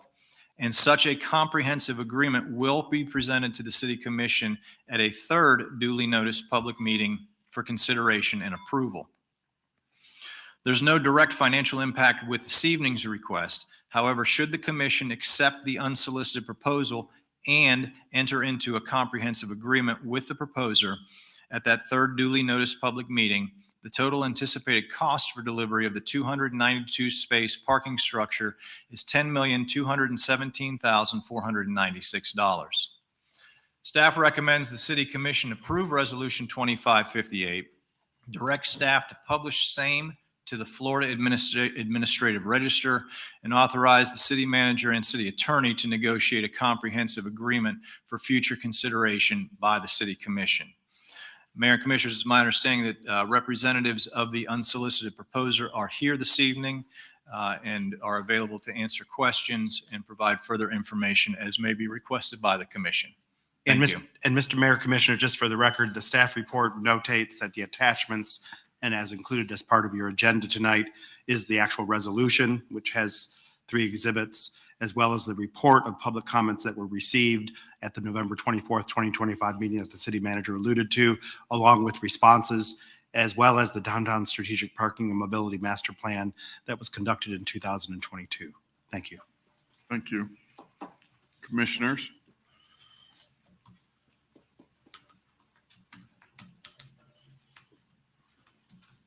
Commissioners? Mr. Mayor, Yes. I make a motion for approval of R 2558. Thank you. I will close the commission meeting and open the public hearing. Anyone wishing to speak to Resolution R 2558, come forward, state your name and address for the record. Good evening. My name is Jessie Scoobna, 103rd Street Southwest, Winter Haven. As you know, I've had quite a bit of correspondence. I added you all to the email thread that I had going on. I have several questions and concerns. During this process on Saturday, my biggest concern is, ironically enough, I've spent the last 15 years probably standing in the same spot, pleading with you to stop eliminating prime parking spaces. I have just not too long ago, I was pleading with you not to sell the parking lot directly across the street from our businesses, our 3 businesses. And in that time, I kept referencing the 2015 parking study. And in that, it suggests that the city look into the policies of new infill development and changing those policies, because currently the policies don't require the developer to add any parking. So I was told that that 2015 plan was never adopted. So I guess it didn't really, we couldn't refer to it. So here we are again, and the parking study that was done in 2022 also recommended looking at the policies. Yet I have asked over and over again if we can, on the CRA, if we could look into these policies, but yet that goes kind of ignored. And then here we keep finding ourselves in a position where the same people that are creating the problem now have a $10 million solution for us. That's where I'm having a little problem. The biggest problem I have is the evaluation of the $2 million. Like, where is that coming from? Okay, if you're not going to answer me here, the answer in my email was that it's coming from the Polk Appraiser office. And this is exactly what you guys have in your information of how you are selling this to the taxpayer. You're selling it to the taxpayer as there is a $3.3 million evaluation. And here I brought it for everyone. But unfortunately, that evaluation is a little skewed because you're leaving out the almost 2.7 value of the building on this lot. The lot that you're referring to with the $3.3 million evaluation is over 2.5 acres. Now, when I asked how much land the city would be buying, they weren't sure. But what they did say was it was probably around 0.63 acres. So if you commissioners are willing to purchase a piece of undeveloped land, 0.63 acres for $2 million, how is that a responsible way to spend the taxpayers' money? Because I don't know any piece of property that is selling for that.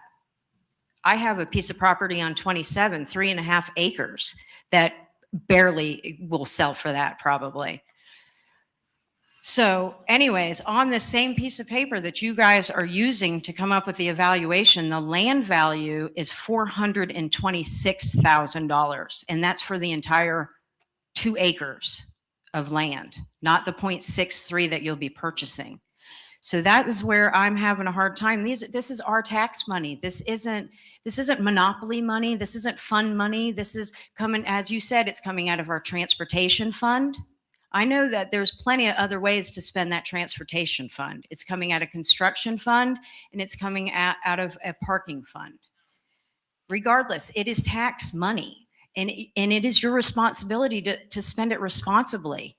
And it's not even, the need isn't even there. Somebody Saturday sent me this photo. They sent me this photo.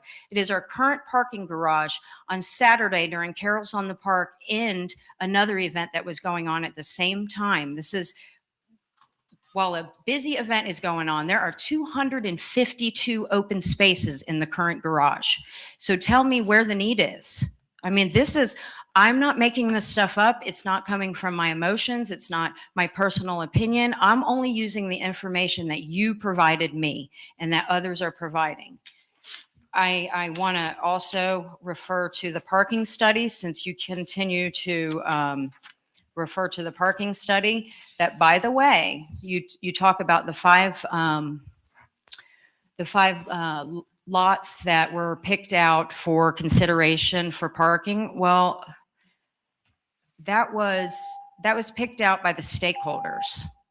And if you don't mind, I would like to I'll give continue. you a few more minutes. Thank you.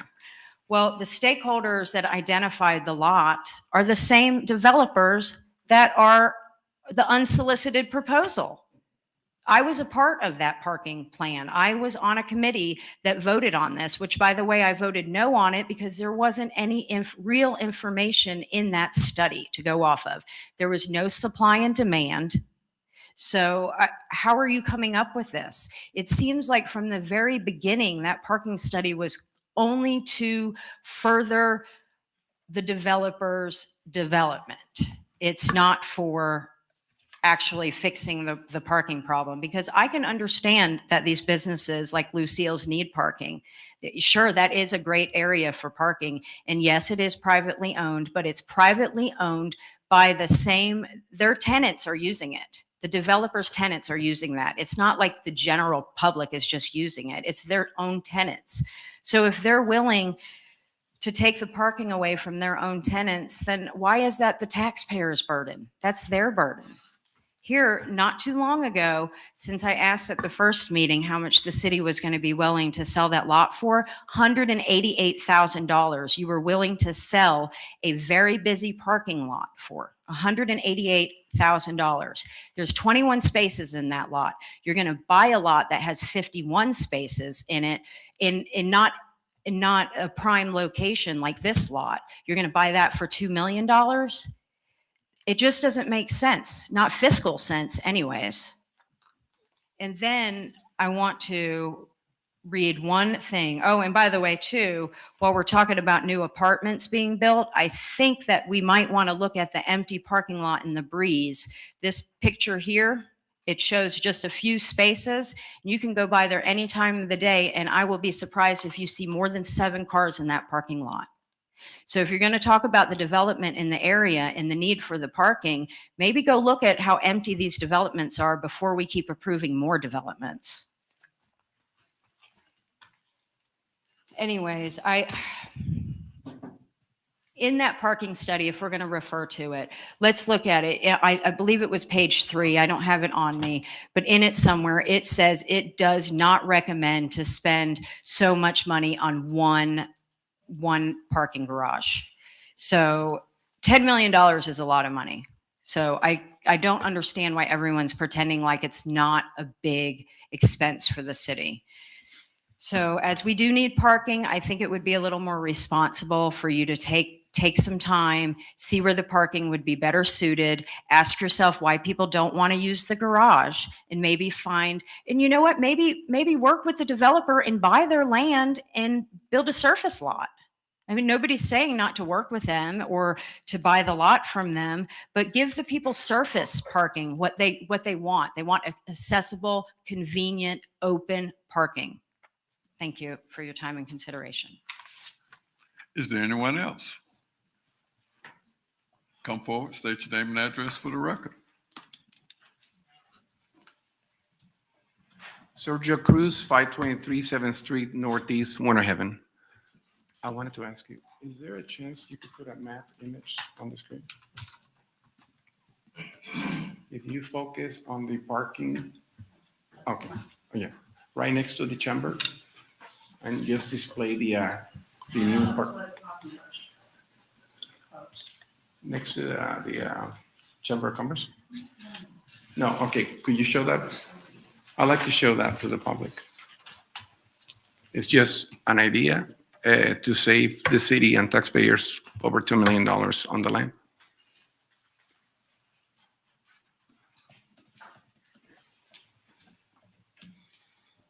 All right, sir, you need to. So if we look at the big picture right next to the chamber and we close the street right where the new park begins and the front entrance facing the library, if we close that, according to my measurements for all the parking lots that I study, we can build 75 to 82 parking spaces per floor. And if we add 4 floors, that's over 300 spaces. And we have the land right there, belongs to the public, belongs to the city. And I think for better logistics, nothing could be better centralizing everything around the chamber, city hall, and the public library. So my opinion is that these investments should be reconsidered, logistically speaking. We do have a problem with parking. Yes, we do. Do we need more parking? Yes, we do. But all I ask is to be more considerate, more efficient with the hard-earning money from the taxpayers. And if we build right above that land that belongs to the public, we end up having more spaces, and I think the location is just better. That's just my idea. All right, Thank thank you you for your opinion. Anyone else?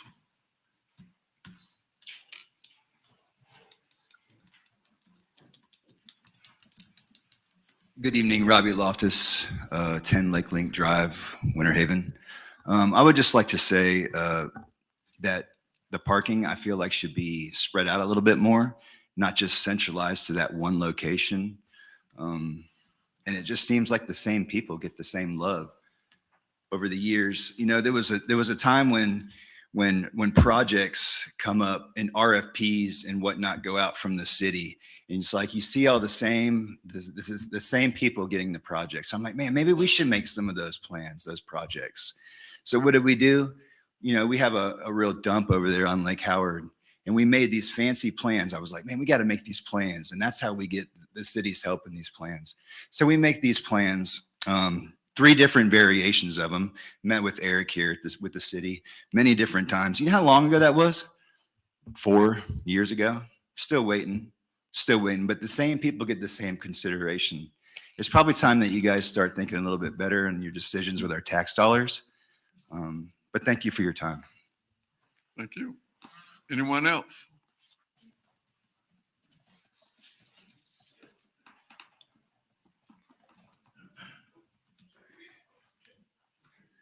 Hello, my name is Grant Pichet, 403 Avenue B, Northeast Winter Haven. I look at this project and I think about all the wonderful things that these investors have done to our downtown area since I live about 4 blocks from there. I can appreciate it, although the added traffic is kind of a pain. But the same investors also feel that I look at their decision-making and they're telling me we need another coffee shop downtown. Does that make sense? It doesn't make sense to do something when the trend that I've seen is that people are getting away from the cars. They've got bikes, they've got golf carts. They've got, somebody could be a little more creative and find a way to get those folks into that garage and move them 3 blocks down. 3 blocks. I mean, what are we trying to provide here? Are we an athletic community, or we just got to put it so convenient for everybody? Doesn't make sense for me. And especially, I live on Avenue B, from 4th Street to 2nd Street. It's pitch dark when I walk my dog downtown every morning. Pitch dark. There's no lamp. There's nothing out there. Been there for 25 years. Same old thing. And a project like this is why I voted for Commissioner Donaldson. It just seems that we need to make sure we have another voice in there to make sure that we do the right things for the right reasons. This doesn't seem like one. Thank you very much. All right. State your name and address for the record, please. A little bit taller than that. All right. My name is Matthew Crowley. I live at 9071 Thomasville Drive, Winter Haven, Florida. Good evening, Mayor, Commissioners, and staff. I'm here tonight as a resident who cares deeply about the decisions that this chamber makes that affect the long-term future of our community. And speaking on this new parking garage project, and even more importantly, the pattern of ownership and influence around 610 and its outsized role in downtown development. Let me be clear about things. I'm not disagreeing with growth for growth's sake. It's about who controls the growth and who benefits from that growth, and whether the public has a genuinely independent voice that is shaping the future of our own city. For years, residents have seen that recurring dynamic. 610 proposes, the city advances, 610 expands, public resources magically follow. And time after time, decisions that should balance the needs of all neighborhoods appear to align most closely with the properties of one private entity. This parking garage is a perfect example. This is going to be using public dollars, yet the clearest and most immediate benefits concentrate around properties owned or controlled by 610. The residents see that. That's apparent. They know who owns parcels downtown. They know who gains value from that additional foot traffic, additional parking capacity, and increased investment in downtown. But people are asking very bluntly, is the city planning for public good, or are we planning around 610's portfolio? These questions really do deserve a transparent answer. I'm from Winter Haven. I remember when you could drive downtown and never see another person. I remember that. I do. And growth in downtown is good for the city. But that growth shouldn't come at the cost of basic monopolization, is really what it is. Who is the main owner of the majority of the prime real estate of downtown? Who is it? We know who it is. But these aren't accusations. These are just accountability questions. We need a downtown shaped with the community in mind, not around a corporation or an LLC. So tonight, I asked this commission to commit to 3 things: a full disclosure of all communications and meetings with 610 related to the parking garage and surrounding projects, a conflict of interest and undue influence review for downtown development practices, and a citywide planning framework that prioritizes equity, not ownership concentration. I believe in the version of Winter Haven where we plant seeds that we may never see the shade of, but will benefit the next generation of families who call the city home, like I am with my daughter. I urge you to show the public clearly and decisively that our city's future is shaped by the people, for the people, and accountable to the people. Thank you. Anyone else? State your name and address for the record. Michael Hill, 3206 East Lake Carthage Drive. Thank you very much for what you guys are doing. I'm probably the guy tonight. I am an investor in 610 and silver properties, and I get a lot of people talking to me about the reason we're building this parking garage is because of 610, their apartments. What I can tell you is 610 is a very small owner in those particular projects. For me, I also said last meeting, I'm a person that loves Winter Haven. I've grown up in Winter Haven.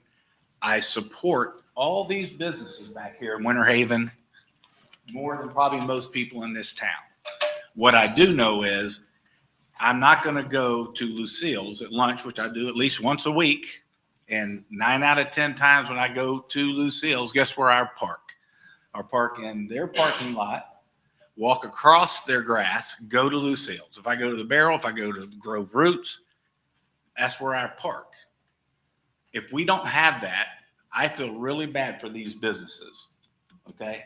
And what I will tell you about the other parking garage, look around how much surface parking is there. You've got the Wells Fargo building, you've got the Winter Haven Library, you got parking on both sides of the streets. It's good for them. So that's why that parking garage isn't being used. But am I going to walk in the middle of summer when it's raining from that parking garage all the way down to these other locations? I'm not. So I'm the advocate for these people that have taken a risk to come to Winter Haven, open their businesses, and tried to make a profit. So in order to get Winter Haven growth, I get it. Some of you don't like it. I think we need it to make all these other things work. So thank you very much. I appreciate the commission. And Mr. Thank Mayor, you. thank you. Anyone else?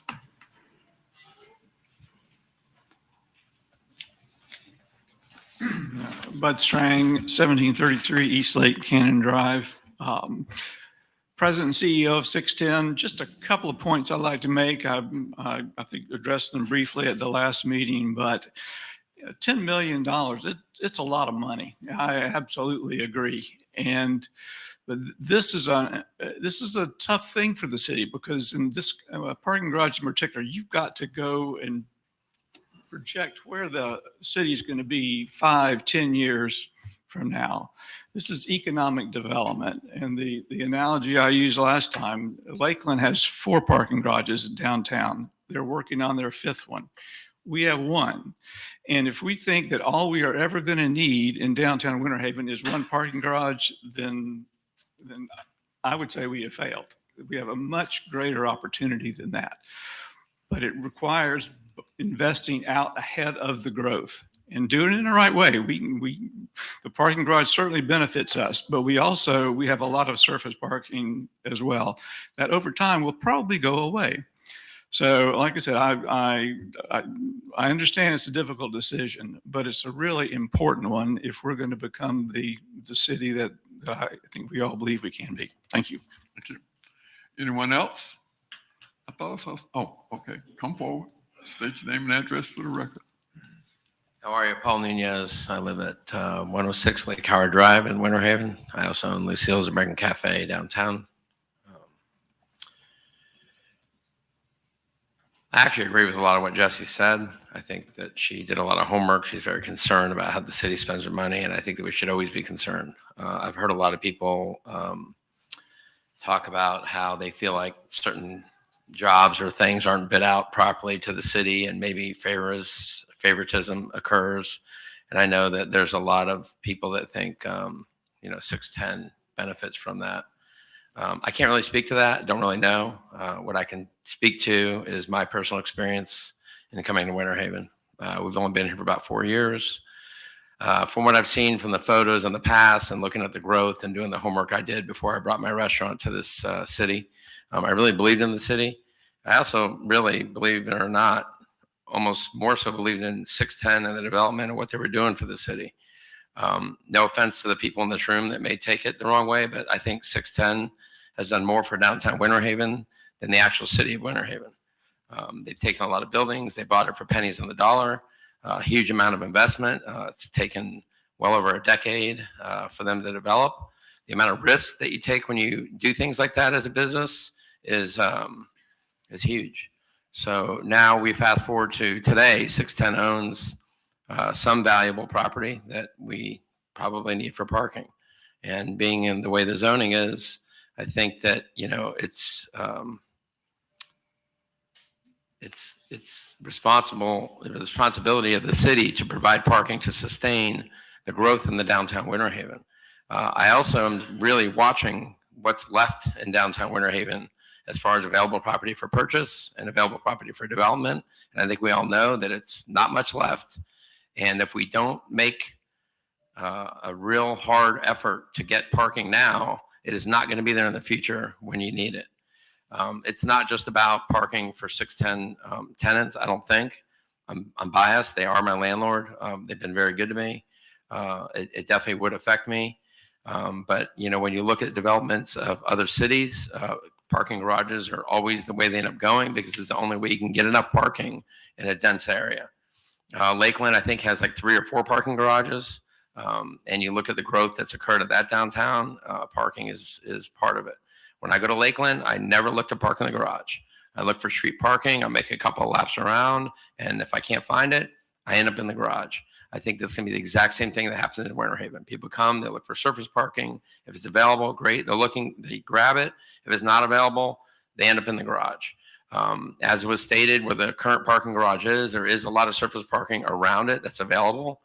The library, whatever the other lot is, at nighttime, that parking is not needed.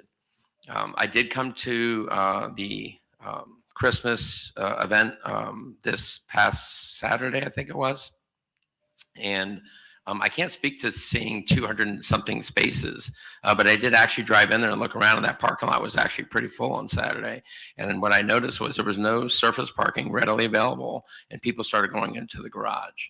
When we look at the other side of downtown, there's a lot less parking, and the majority of the parking that is there is where the garage is going. So we're talking about taking, maybe 50 spaces where that's there now and increasing it to, hundreds of spaces in the same footprint, which is where the garage is going. So I think that it's needed. I think that I know some people feel like the city's moving too fast. I think they feel that the city moves too fast with 610. But I, as a resident and as somebody who has a business downtown, I don't think the city is really moving fast enough on the parking issue. Because if you just wait until it's all developed and then go, well, hey, we're fully developed, there's no parking, it's going to be too late. I mean, we all know that. There's not going to be anywhere to put it. I do think that the area that Andy Thornell has behind their business, I actually think they own the street behind the business. I think they somehow got that or bought that from the city. But that area, I think, would be an area that would also need some increased surface parking. So I don't think the garage answers all the questions, but it definitely helps that side of downtown.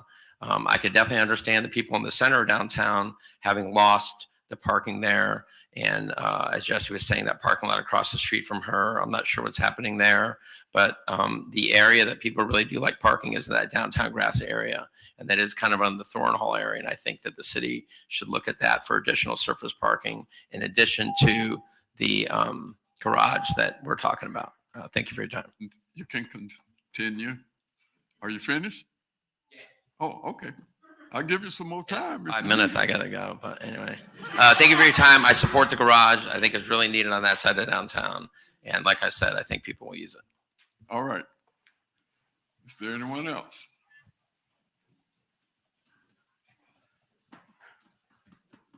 How are we doing this evening? Miguel Barcelo, 302 4th Street Southwest, Winter Haven.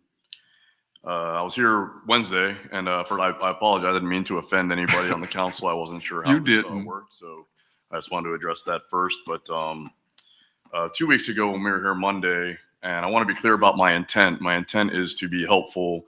I don't think there's any value in gotcha moments or anything like that. But 2 weeks ago, Ms. Skubna had brought up that there was an issue with the ordinance and that there had been a revision given that allowed the city to lease or rent more than 10% of the parking spaces. And she was assured that that was not the case. But however, that is the case. And I don't want to waste anybody's time, but I do want to read this. This is what I tried to present on Wednesday. It wasn't the right forum for that, but so I'll do it today just so that we get to a spot, and there will be purpose of this at the end.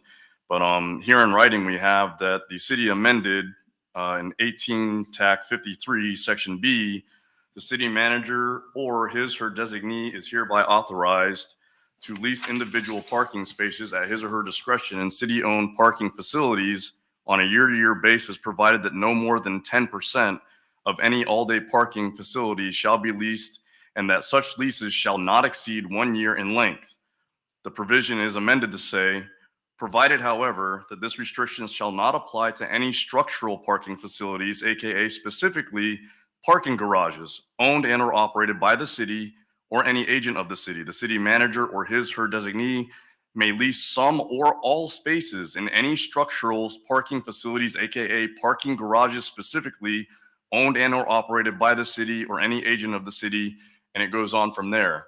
So my question here would be that since we now know for a fact that this body did indeed amend the ordinance to say that specifically for parking garages, more than 10%, up to 100% of those spaces can be leased or rented, I don't think that it's in the best interest of the public if we're using public funds to purchase this space and build it, that we then, put ourselves in a situation where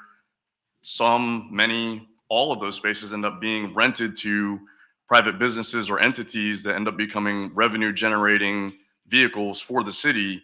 So to my question, are we going to get to a spot where we re-amend this so that specifically this parking garage will not have more than 29 spaces, 292 spaces, 10% being 29 spaces leased or rented to private entities, and that we will indeed have 90% of those spaces available to the public without cost?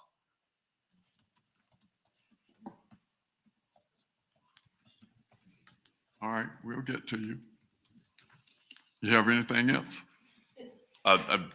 Is that a yes, we're going to make sure that doesn't happen, or we're going to review it at least, or what are we, I'm asking specifically what we plan to do with that. Well, in our last meeting, this commission has said that no more than 10% would be leased.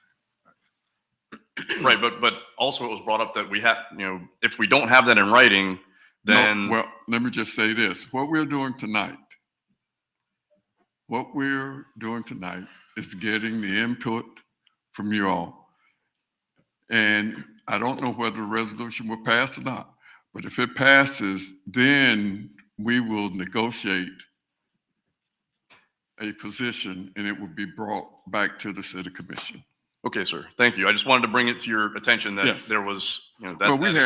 Well, I'm have just the going to say we had quite a discussion right in the workshop about the 10%, where it was specifically stated that we as a commission, we can set that standard, but that does not preclude for future commissions to change that. We can't. The only way we can put it out ironclad is it would have to be in our charter, and so. Okay, sir. I just want, like I said, there was confusion and we have it here in writing. So just that was missed somehow. And I just wanted to bring that to your attention. The other thing, and it's probably best, we all meet over a beer or something like that. But I grew up here also, and being reasonably new coming back to the city, I was gone for 18 years. I went into the military and did some other stuff with the government after that. But I was a manager of a comic book store on Central. And when I was a kid, I had to run all the way to Annie's Igloo, or I had to go down to McDonald's to get food. There was nothing here at all. This city was literally a ghost town. There were structures upon structures and not a single thing in them. And I just want to remind everybody that just because somebody becomes successful, now I don't have any money. I'm a normal middle wage citizen here in Winter Haven, but just because somebody becomes successful doesn't mean that they're getting special treatment or they're the new evil conglomerate monopoly owner or anything like that. 610 has done an amazing job in this city building a downtown that is active, vibrant, and safe. And don't think it's fair to paint them in this light where they're doing something wrong because they're getting contracts. Again, I've only just recently met 610, but I want to be careful about, it's good to question who's getting what contracts. I don't have a problem with that, but I don't want anybody to be demonized for being successful, especially after the fact. Like, we're enjoying the fruits of their labors. And if anybody's never owned a small business, investing in things is extraordinarily risky. You can ruin yourself financially, and they took all those risks. And now that they're doing well, and I don't know how well they aren't doing, but we're already receiving the fruits of their labors, and I don't think it's fair to demonize them for continuing to do well. So I just want to caution everybody about, pitchforks and torches at 610 for doing well. The other part of that is I have to agree with Ms. Skubna. Those points are irrefutable. If we have studies and things and, certain properties have been overvalued, I think it is good to pump the brakes a little bit and take a look at, those numbers. I mean, that's undeniable. And then to the other converse part of that, we heard Mr. Kalogridis stand up here and tell everybody, warn everybody, that is their private investment. If we don't make a move on it, he's going to turn that space into buildings, and that's more parking that's not going to be available to us. So if a move isn't made to give parking in my business over on 4th Street, we need parking. We do need it. So if a move isn't made, that parking is going to go away. So I just wanted to caution everybody about that as well. Thank you for your time. Appreciate it. All right. Mr. Mayor, I did want to clarify the ordinance that Mr. Barcelo was referring to. It goes on to say that the city manager may in fact do what he suggested, but only after approval by the city commission. So I just wanted to put that in context. It requires some form of an agreement in writing that would be recommended by the manager to the city commission. So you would all have the ultimate say. And that was the discussion that we had Wednesday night. That's Commissioner Dantzler drove home that point by trying to see if we could make it ironclad, and we cannot. And I just want to say one other thing. Is there anyone else? Now, Jesse, if you're coming back, you can't come back with the same thing. Okay, I'm not coming back with the same thing. Again, my name is Jessie Skubna, 103rd Street. I just found the spot in Walker Consultant on page 3. It said municipality and county government should not be required to develop standalone parking inventory to meet its economic growth initiatives.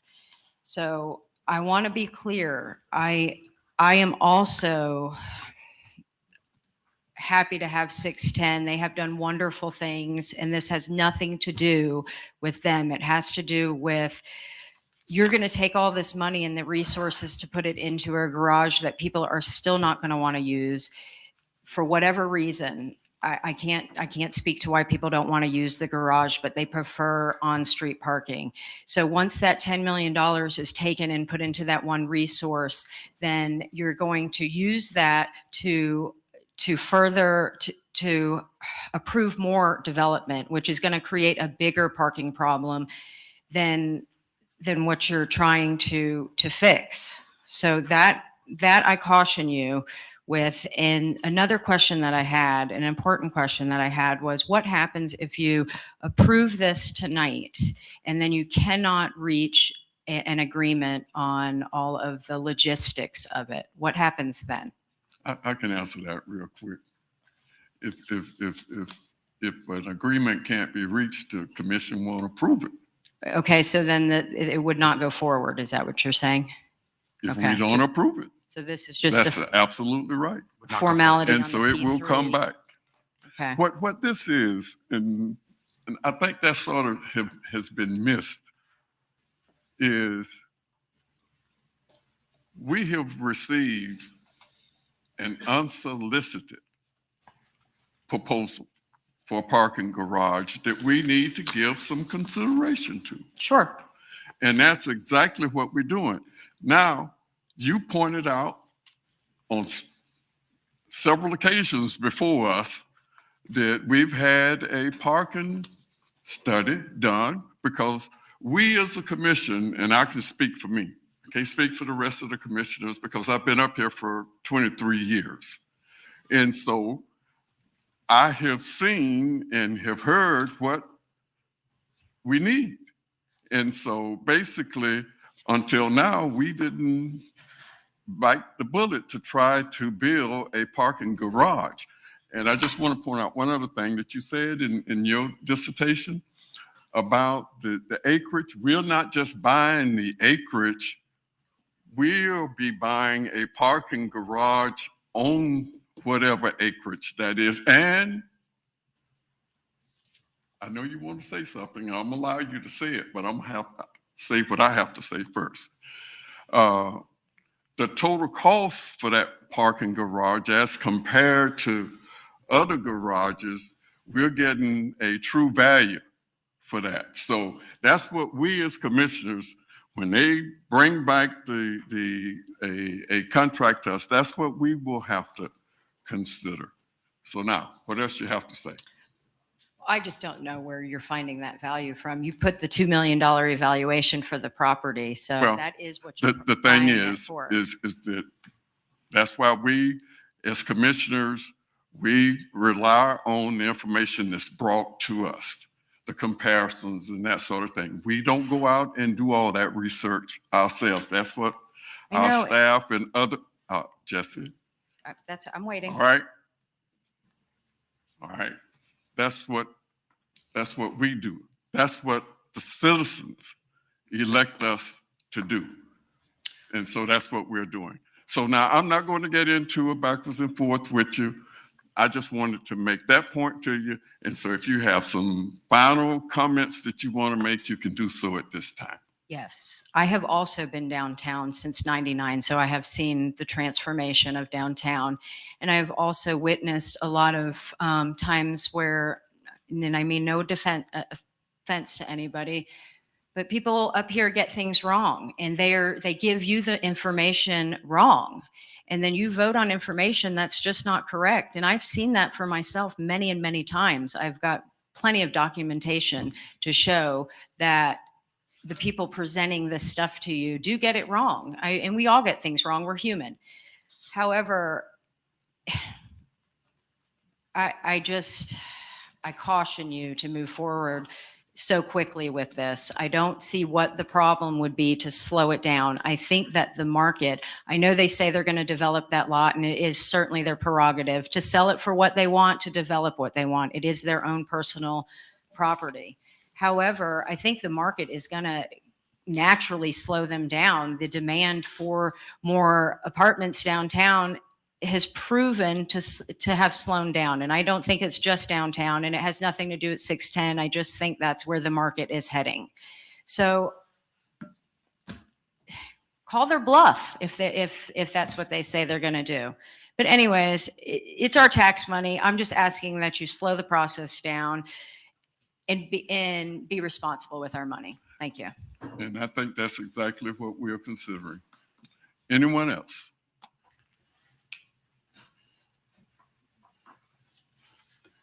All right, if there's no one else, I will close the public hearing and reopen the city commission meeting. Is there any discussion? Can I just ask one question, Mayor? Yes. So first of all, I'm not voting on this item. I've signed my form. Tell them why. Due to my employer may be involved with, the potential financing of the garage. So if there's that possibility out there, it just would not be appropriate for me to potentially vote on this item. So my question is the mobility issue downtown, and I know that individual had to, I think, leave. But if this garage actually came to fruition, would you envision that existing spaces around downtown would then become more handicap spaces so to help the mobility issue in and around downtown Winter Haven? So let me answer that a couple ways if I can. First of all, I appreciate the comments that everybody shared this evening, as well as those that came out on the 24th. And mobility and ADA was a prevalent theme during both of those. We are engaged right now with Lakeland Area Mass Transit District to bring micromobility into downtown to help get people from point A to point B and C and D and wherever beyond. I don't anticipate that being a 24/7 operation. It's intended, as it is in most places that have launched micromobility, to accommodate increased activity during certain days, times, events, the like. And so the ability for people to park once at a garage or at a surface lot or wherever that may be that allows for extended parking, those routes to be laid out that whether you're getting picked up at a garage or you're getting picked up at a corner, to get you from point to point to point. And that was one of the things that we had heard certainly at the last meeting. In terms of converting existing spaces to ADA, handicap designated spaces, I think that that needs to be looked at and studied in the sense of where is the appropriate place to do that. Thinking back several years now, we didn't have very many, if any, on-street handicap spaces. You know, within our surface lots and some of our own facility lots we did, and we added some of those. I know when we, shortly after renovating Central Park, and then also factored those into other improvements at the parking plaza by the Chamber, as well as the one in South Central Park. So I think that, yes, there's opportunity to do that. There's potential opportunity for drop-off zones, but is to be able to comment, Mayor Pro Tem Yates, on, you know, the number or where those would be. I'm not in a position to weigh in on that, but that's certainly an opportunity that comes about if you're pushing more people into structures. But I would caution about doing anything that would negatively impact your existing on-street parking at the same time. Well, and I again, I know you can't say tonight, but just, I think, and who knows, if this doesn't come to fruition, then it's all a moot point anyways. But if it does, I think that there is an opportunity there to potentially try to become more ADA accessible in and around downtown. MJ, you want to talk about ADA? Yeah, let me have Deputy City Manager mention our ADA transition plan that's also underway. Yep. So we are currently working on our ADA transition plan, which is a requirement of the federal ADA program. So with that, we will look at a number of our facilities, including things like street parking, sidewalks, roadways, all of those throughout the city, and start to identify opportunities where we can make improvements and do better than we are currently, if there are any existing opportunities to do so. And those are both separate endeavors, with or without the parking garage. You know, we've talked micromobility for a while. We had hoped to advance that sooner. We had some grant dollars to help us with that. Those grant dollars were, I don't want to say lost, but certainly stopped in the process of federal efforts last winter.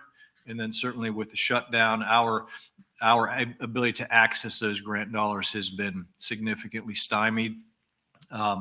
So we've, in working with Lakeland Area Mass Transit District, pursuing a different pathway to bring that micro transit component to town. The ADA transition plan, regardless of whether there's a parking garage or not, that advances the way that it needs to. Wayfinding, that was something that Mr. Marcello, if I'm pronouncing the name correctly, mentioned wayfinding at the last meeting.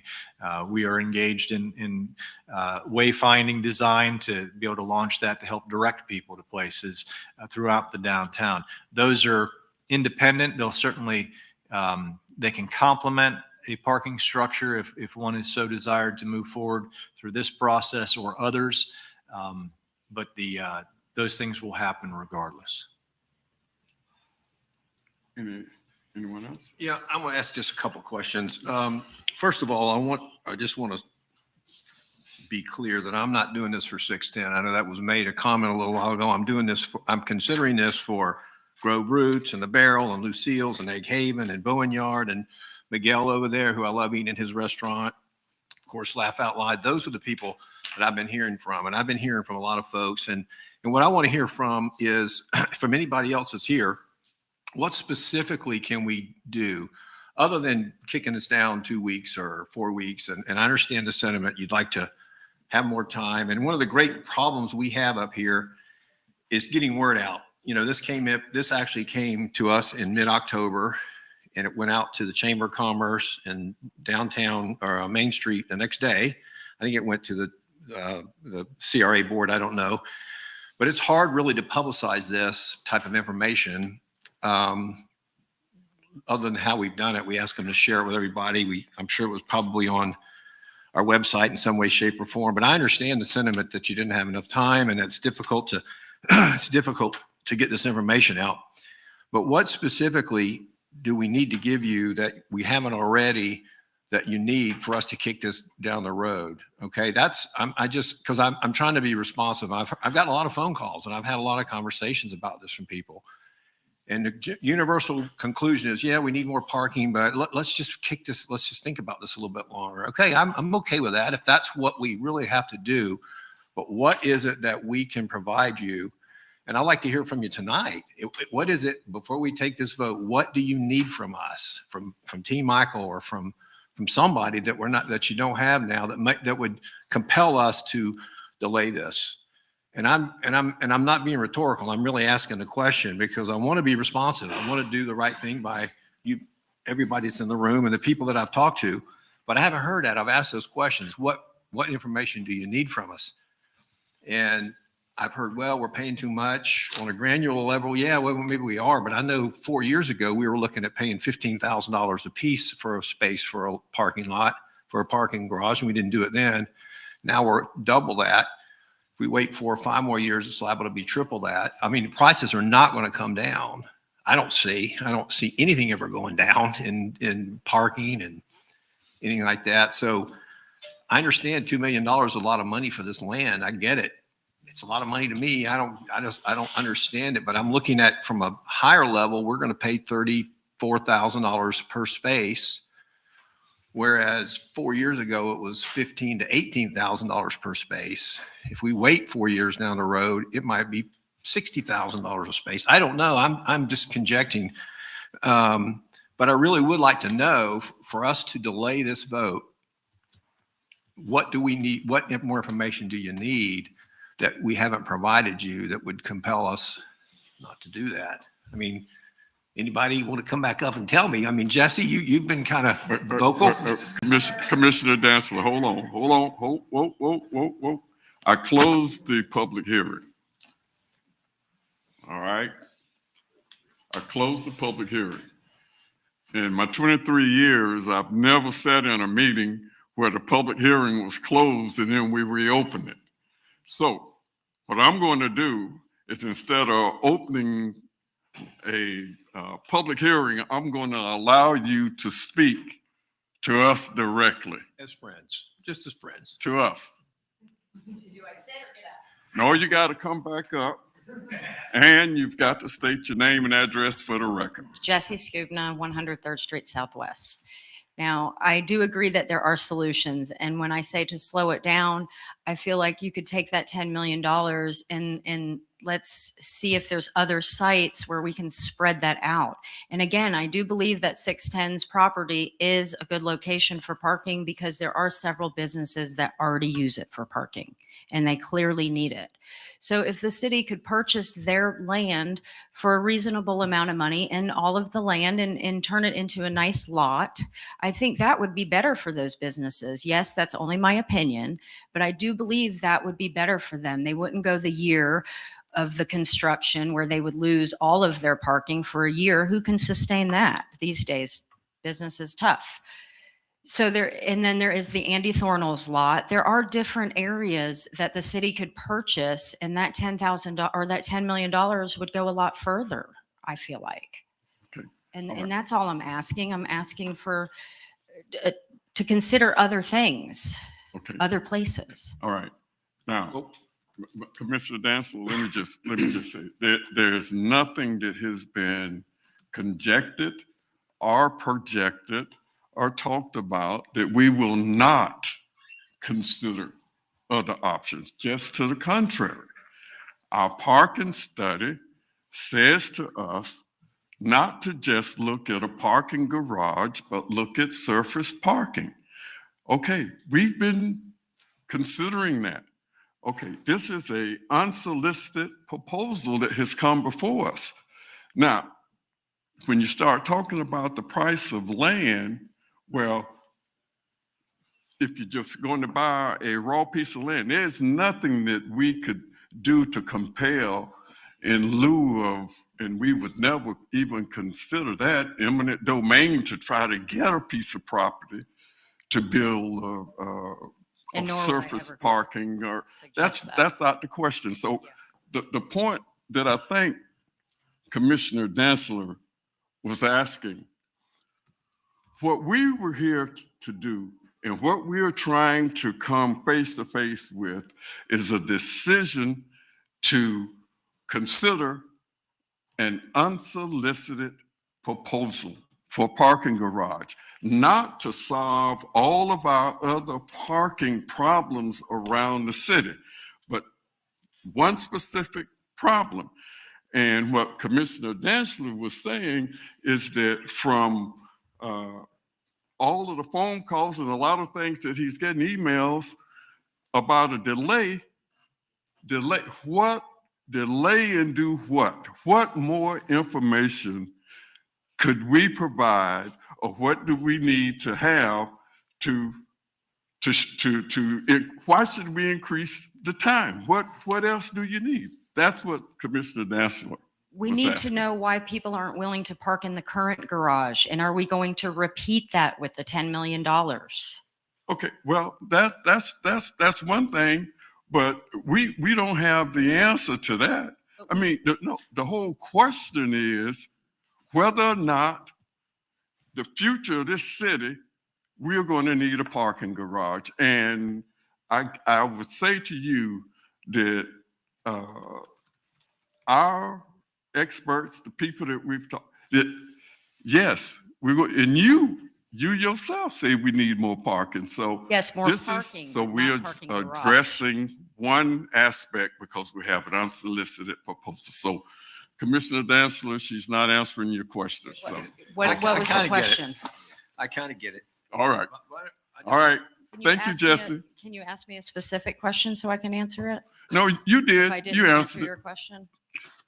Okay, my point is, people don't want to park in the garage. So if you build another garage, you are going to have the same problem that we currently have, less $10 million. Okay. So, thank you. Thank you. That's your opinion. Thank you. So, the last point I was going to make is this is not the end all be all, okay? So and the mayor's made this point specifically, but I just want to make it too, that after, if this passes and after this goes through, then there's a 7-day waiting period where this is advertised. And at that point, there will be negotiations held between the developer and staff. And then there will be more public hearings. There will be more opportunity for the public to weigh in and voice their opinion on the actual deal and what it comes to. It may be a better deal, maybe a worse deal. I don't know. Now, I won't be on the commission at that time, so I won't be able to vote on it. But I do tell you that I know that there will be some serious negotiations that'll go on. And at that point, the commission at the time will have the opportunity to vet this, which they will do with all good faith. And it will not be slanted just towards 610. That's the one thing. I mean, everybody talks about how long they've been in Winter Haven. I was here in the 60s. I used to run up and down 3rd Street, going to Gallup Club when there was nobody on the road. We used to jump out of our car and run around the car at every traffic light. So, and the building I'm in was occupied by pigeons back in the 70s, where my Raymond James office is. So I've seen a lot of changes too. And you know, God bless developers that come in here and do this stuff. And this is a true public-private partnership, whether it's a good deal or not. To me, it seems like it is. I don't think the prices are going to be cheaper, but we'll see. The numbers will come in like they come in. T. Michael, Assistant City Manager, John Murphy will structure the most favorable deal they can. 610 can live with it. They'll live with it. They'll make a deal. If we can't, we'll walk away and still be friends. That's the way I see it. So, I don't know. I appreciate the fact that this is probably a challenging decision to make. Since I've been on the commission the last 2 years, early on, the discussion of the parking garage was one of those items that was brought up. And thinking about time, I had really no inclination in terms of how long that perhaps would take for that to materialize. And I know this is the first time, city manager, that we've done one of these. Is that correct? Trying to do one of these. A P3? Correct. Of this nature, yes, sir. Right. And I think too, that has come up as much sooner than some of us anticipated. And so I think that's giving some pause for many. One of the opportunities we had just past week being in the Florida League of Cities in Orlando, the conference, and had a chance to talk to some of the mayors, commissioners from different cities. And it's really helpful, insightful when you have a conversation with others who are facing some of the similar or same challenges that we're facing today. And I was talking to the mayor from Claremont, and of course, their commission has gone through some changes and challenges, to say the least. But one of the issues that we were talking about, because we were talking about a parking garage, and had proposal. Well, there's a proposal to build a parking garage there, pretty much the same size or very similar size, and cost of $13 million.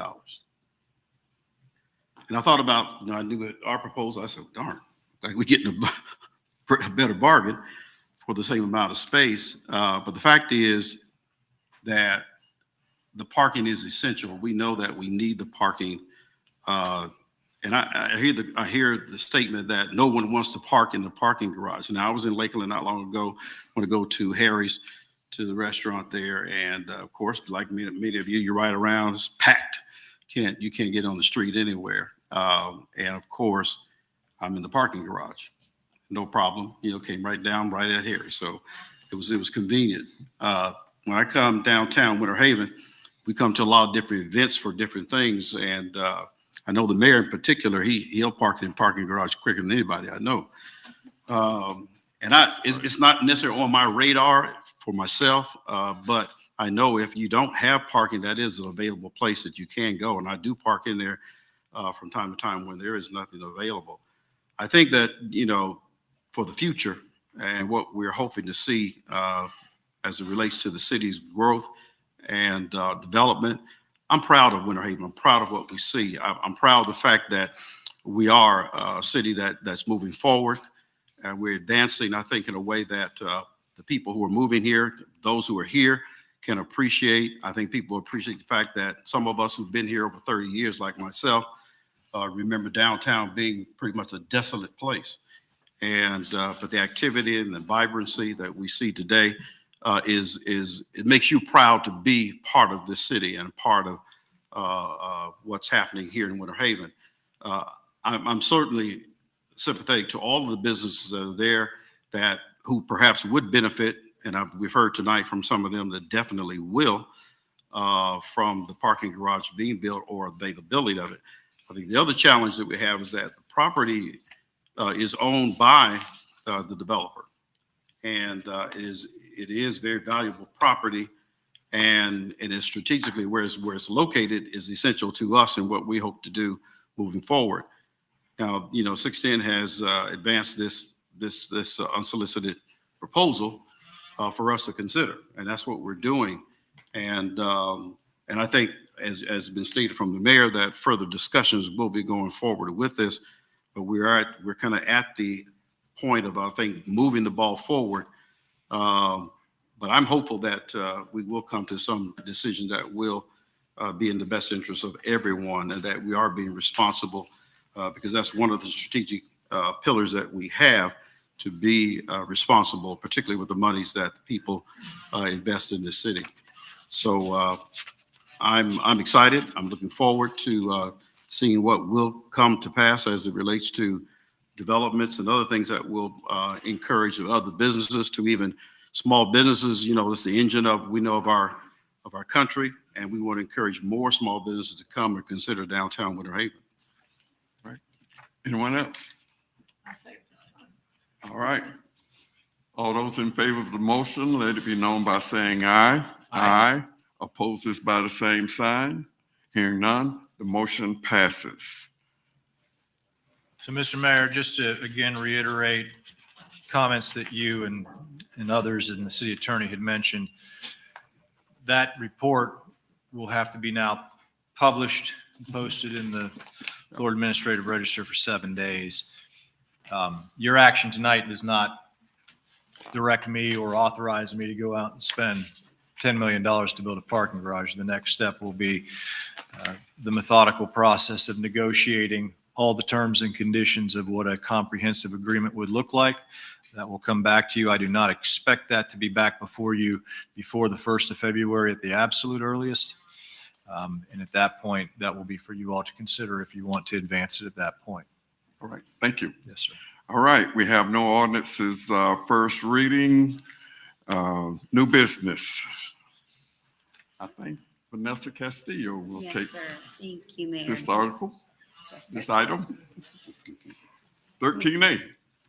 Thank you, Mayor, Commissioners. The City of Winter Haven 2025 runoff election for City Commission seat number 4 was held on Tuesday, December 2nd, 2025. Seat number 4 is currently occupied by Commissioner Dantzler. Since no candidate received a majority of at least 50% plus 1 of the votes cast in the November 4th, 2025 regular election, the runoff election was necessary. As far as the election results, the total number of ballots cast for seat number 4 are as follows. Matthew Crowley received 1,498 votes, which is 46.62%, and Chad Davis received 1,715 votes, which is 53.38%. Canvassing board members for this election consisted of Mayor Birdsong, Mayor Pro Tem Yates, Commissioner Dantzler, Commissioner Mercer, and Commissioner Dollison. On November 25th, 2025 at 11:30 a.m., a logic and accuracy test was performed which determined that the voting equipment and/or devices were properly programmed and in working order. On Monday, December 1st, 2025 at 11:30, the canvassing board members met to authorize me to prepare the vote-by-mail ballots received at the Supervisor of Elections Operations Center for processing on election night. On Tuesday, December 2nd, 2025 at 5 p.m., which was Election Day, the canvassing board met to canvass vote-by-mail and provisional ballots and review the unofficial results of the election. On Friday, December 5th, 2025 at 10 a.m., the canvassing board met to certify the election. They also met to randomly select a precinct, which was Precinct 325, Sampson Masonic Lodge, for a post-election certification voting system audit. And that will be held on Tuesday, December 9th, 2025 at 11 a.m., which is tomorrow. Lastly, Commissioner-elect Chad Davis will be sworn in at the regular City Commission meeting on Monday, January 12th, 2026 at 6 p.m. And staff recommends the City Commission approve the certification for the December 2nd, 2025 municipal runoff election. And I have that form here for you all to sign. Thank you. Commissioners, entertain a motion. Motion to approve as presented. Thank you. I'll close the commission meeting, open the public hearing. If anyone would like to speak to this certification, you may do so at this time. Sure there's no one? Close the public hearing, reopen the city commission meeting. Is there any discussion? As it relates to the audit that's tomorrow, just to be sure we've got everybody there that needs to be there. T will be there, Vanessa will be there. I was going to have 3 because I can't be there either. Okay. I'll be there. Commissioner Dollison, are you, you'll be able, okay. So there's you our have 3 because we'll be at the TPO. Okay. So Vanessa, myself, and Commissioner Dollison can serve as the canvassing board for that. Sir, thank you. All right, any more discussion? All those in favor say aye. Aye. Opposes by the same sign, hearing none. We've certified the election. 13B, Affordable Housing Incentive Strategies Report, 2025. Who's going to do it? Eric or T? I'll take that one, sir. All right. So this is the Affordable Housing Incentive Strategies Report. The Sadowski Affordable Housing Act is provided by the Florida Legislature and codified as Chapter 420 of Florida statutes. States that SHIP jurisdictions are required annually to convene the Affordable Housing Advisory Committee to review their current incentive strategies, complete an affordable housing incentive strategies report, which allows recommendations to be made to the local governing body, and to transmit that report to the Florida Housing Finance Corporation. The AHAC convened on September 15th of this year to formally complete the review of existing incentive strategies and make recommendations regarding implementation of new strategies. The committee recommended adoption of 10 strategies, 8 of which are without modifications and 2 with actions recommended. One strategy was not recommended for adoption pending further research by staff for potential implementation. The 2 recommended modifications are as follows. Incentive E pertains to accessory dwelling units, and the AHAC recommends that the city modify its land development code to allow for multiple water and electric meters for single-family lots on which there is an accessory dwelling unit. And incentive G pertains to flexible lot configuration. The AHAC recommends the city modify its land development code to identify affordable housing, including tiny homes, as a specific criterion that is eligible for PUD zoning classification. The AHAC conducted a statutorily required public meeting Monday of last week, December 1st, to receive public comment and consider formal adoption of the incentives report and its consideration by the commission. The AHAC at that time voted unanimously to present this to the commission. Public notice was published in the Winter Haven Sun on November 19th, 2025. There is no direct financial impact associated with this item. However, if the Affordable Housing Incentive Strategies report is not transmitted to FHFC annually, the city's future SHIP allocations may be withheld. Staff recommends the City Commission accept the Affordable Housing Incentive Strategies report and authorize city manager or designee to transmit same to the Florida Housing Finance Corporation. Thank you. Commissioners? Mr. Mayor, Yes. motion to approve the report with the suggested changes. All right. Thank you. I will close the commission meeting, open the public hearing. If there's anyone that would like to speak to this item, you may do so at this time. Seeing none, close the public hearing, reopen the city commission meeting. Is there any discussion? All those in favor say aye. Aye. Aye. Opposes by the same sign. The report is accepted. City manager? Sir. Do we have to, I don't see it on here anywhere about our next meeting. Are you going? There was consensus at your agenda review that we would not have a meeting on December 22nd or a agenda review the Wednesday preceding. Okay. I just wanted to make sure that was. If you would all like to offer consensus again this evening in a Yes. formal setting, you're certainly Yes. will accept that. Yes, thank you. Is the consensus? Yes. All right. You have it. All right. Thank you. Minutes will reflect that. Thank you. All right, thank you. All right, we're down to the commission liaison reports. Commissioner Dantzler. Well, before I begin, let's all draw our attention to Commissioner Yates's tie over there. He's got a tie on that really smells good and looks good, and that was a gift to him because he'll need it next year and the year after that and the year after that. So I'm going to gift that tie to to Mayor Pro Tem Yates, and he just looked really, really good in that tie today. So just Where's HR when you need them? No. First of all, I want to thank my commissioners for the naming of the tennis facility after me. That is an enormous honor, and I am so proud. And I thank you so much for your consideration in that. I have to tell you, when I ran for office 13 years ago, there were several things I wanted to get done. And first on my list was the new tennis facility. And I didn't want to just fix the one we had. I wanted to bulldoze it and start over. And lo and behold, that's what we've done. And we've turned it into something really, really special.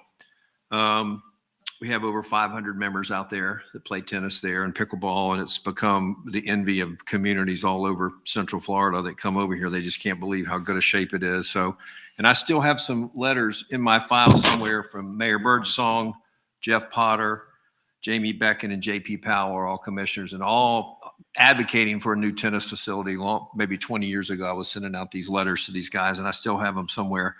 And it's finally became a reality. And I thank you guys. I will tell you though, I played tennis with a bunch of gnarly people. And we all hit the ball at each other. We try to kill each other. We're not like pickleball where they're out there having fun. We play, killer tennis. And now that this thing's been, and I'm the biggest guy out there anyway. They already hit at me anyway. I'm the biggest target.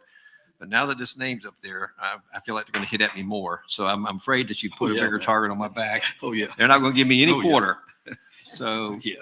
but yeah, you can count on that. But again, thank you guys. I'm deeply honored and I'm just so appreciative of your consideration. So Commissioner Dancer, you are going to have to up your game because people are going to expect that if the facility is named in your honor, that you're the best player out there. yeah, I'm gonna have to get me a T-shirt with a bullseye on my back because that's where they're going to be shooting at me. So, but anyway, thank you so much for that. And again, back to the parking garage.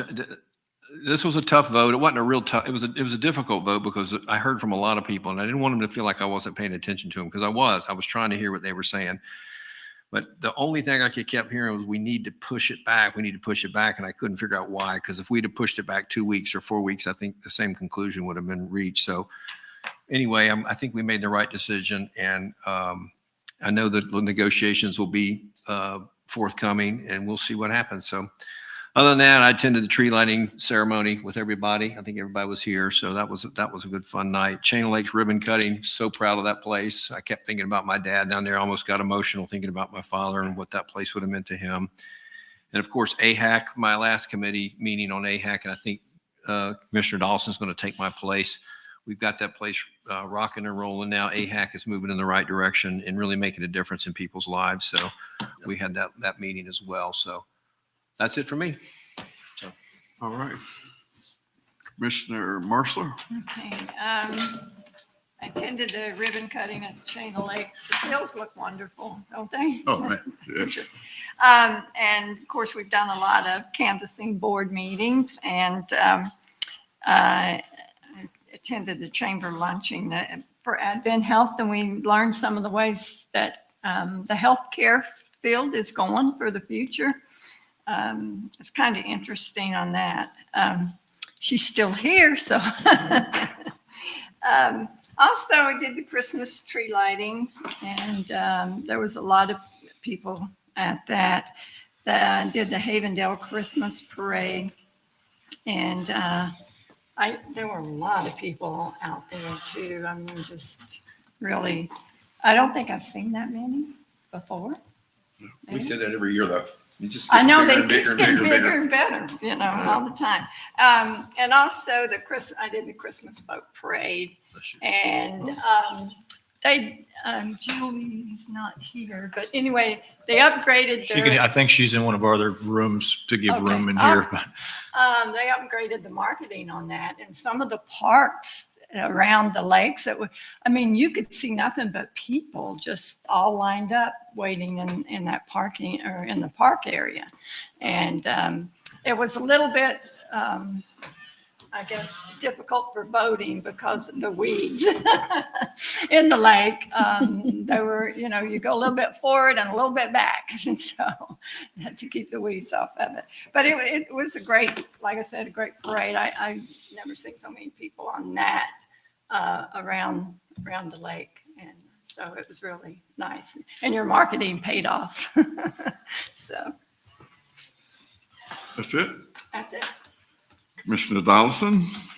I think it was a good discussion with regards to the parking garage. I don't know if it's a now or never type situation, but and again, I recognize the fact that this probably moved up faster than we thought, but it's an opportunity. And I mentioned earlier on that when I first heard about it, I was excited about it and thought that it was moving in the right direction.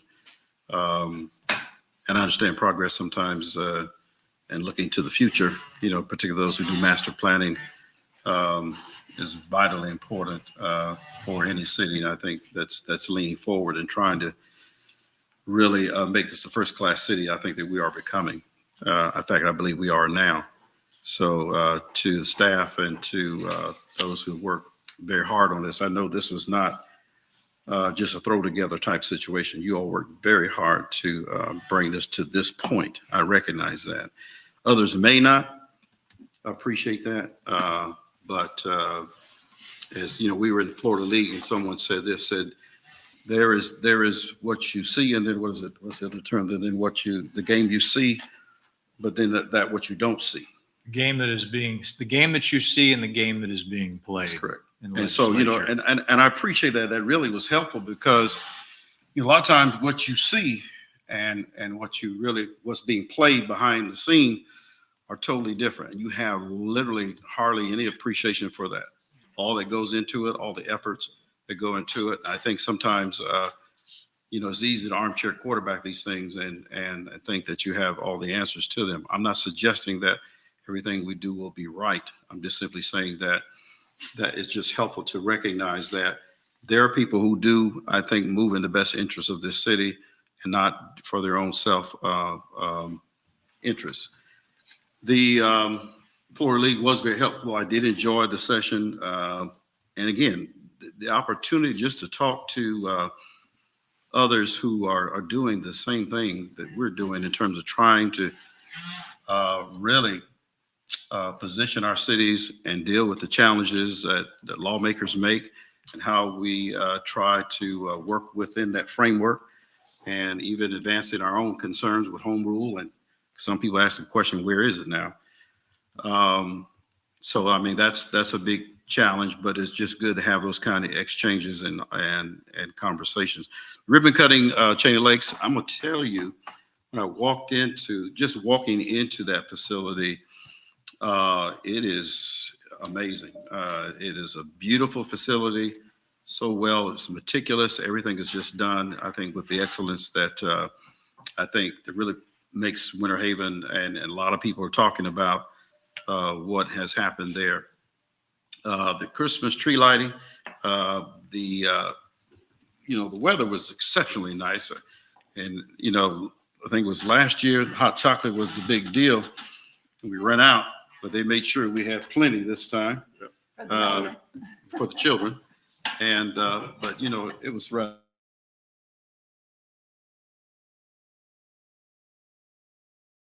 To see the crowd and I don't know how many people they estimate how many came out, or do we ever do estimates about crowds or anything of that nature? Do we have an idea? I don't off the top of my head, sir, but we can certainly work with staff to get some sense of what that may have been. It'd be interesting to know, because just having those numbers would be kind of interesting, just to know how, just kind of what we're seeing coming downtown. The tennis center, Bradley, I got to tell you, I don't mind the name. I like the name. In fact, my oldest son's named Bradley. Yeah. And his great grandfather's name Bradley. There you go. Was Bradley. So Bradley's a good name in our family. So we appreciate that. We look forward to seeing it up on the building. And I think it's an honor, well deserved, of a man that has given himself to the city in a very selfless way. And I appreciate you for all that you've done. I've known you and your family a long time.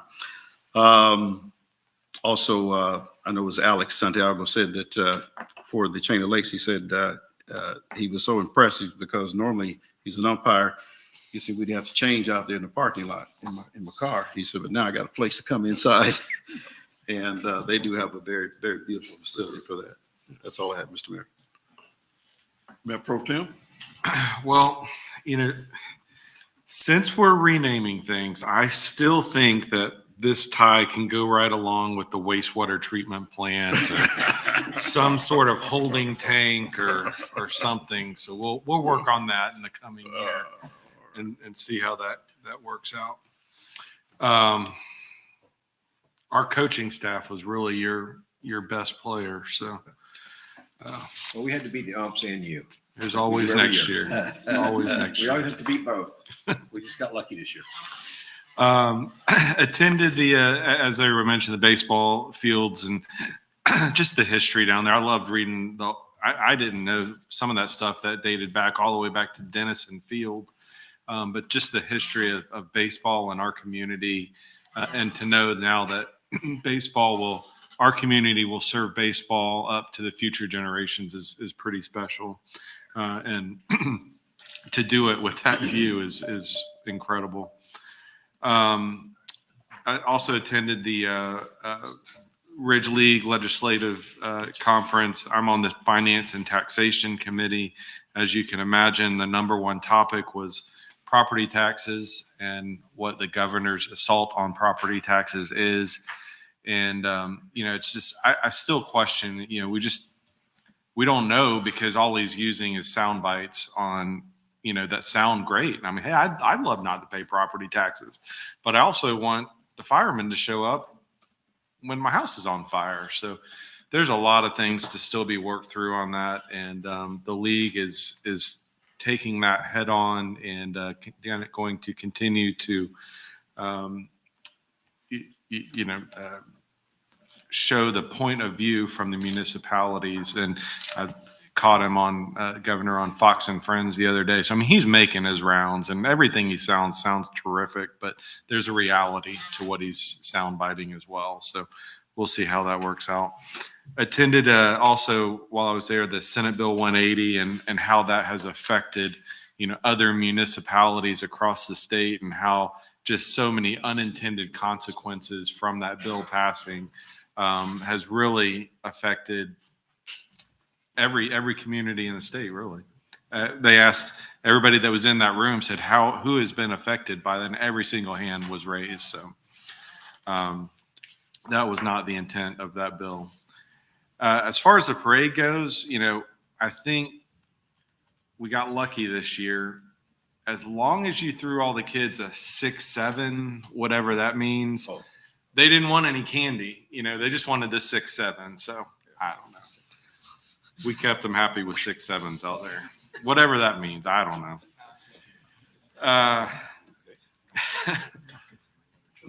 You were there. And then I will miss the next agenda review in January, but I will see you at the next commission meeting on the 12th, and just wish everyone a Merry Christmas and a Happy New Year, and look forward to 2026. Mayor, can I give my report? You missed something. Yeah. Go ahead. My committee is municipal services, and our thing that we are presenting, or that the league is presenting for us, is sovereign immunity. And that's the statute 768.28. And it is basically says that there are limits on on the insurance, I guess, that we have, and it is 200 per person or 300 per incident. And unless the entity has purchased additional insurance, and then it's whatever those limits are. The limits for sovereign immunity doesn't,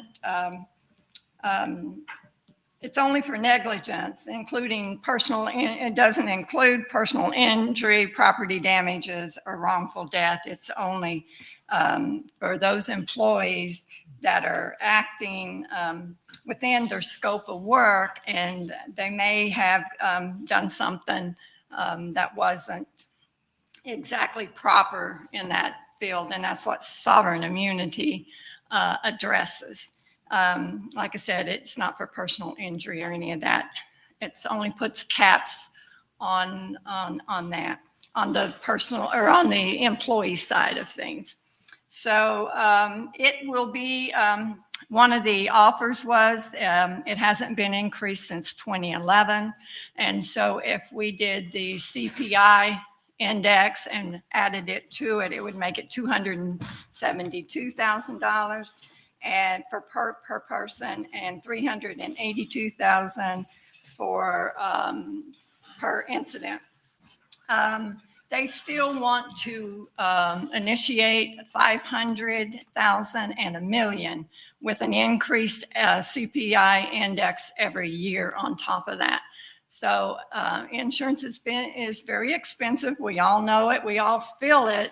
But for the city, it will be a lot more expensive for the future if this passes. So Is that it? that's it. All right, thank you. I'm gonna go quickly, but I just want to say one final word about the parking garage. The parking garage that we have now was more than a notion. In fact, in order to get that parking garage, we had to get an earmark that's how we got that parking garage started, the current parking garage. So we needed our parking there. For the Christmas tree lighting, it was full as far as I could see. I mean, there was no parking. I had not seen that many people downtown for Christmas tree lighting in the years that I've been here. And my hat's off to staff, the way they did things, and to Main Street. It was really a great event. I really thoroughly enjoyed it. The Florida League of Cities, our committee is Natural Resources and Utilities.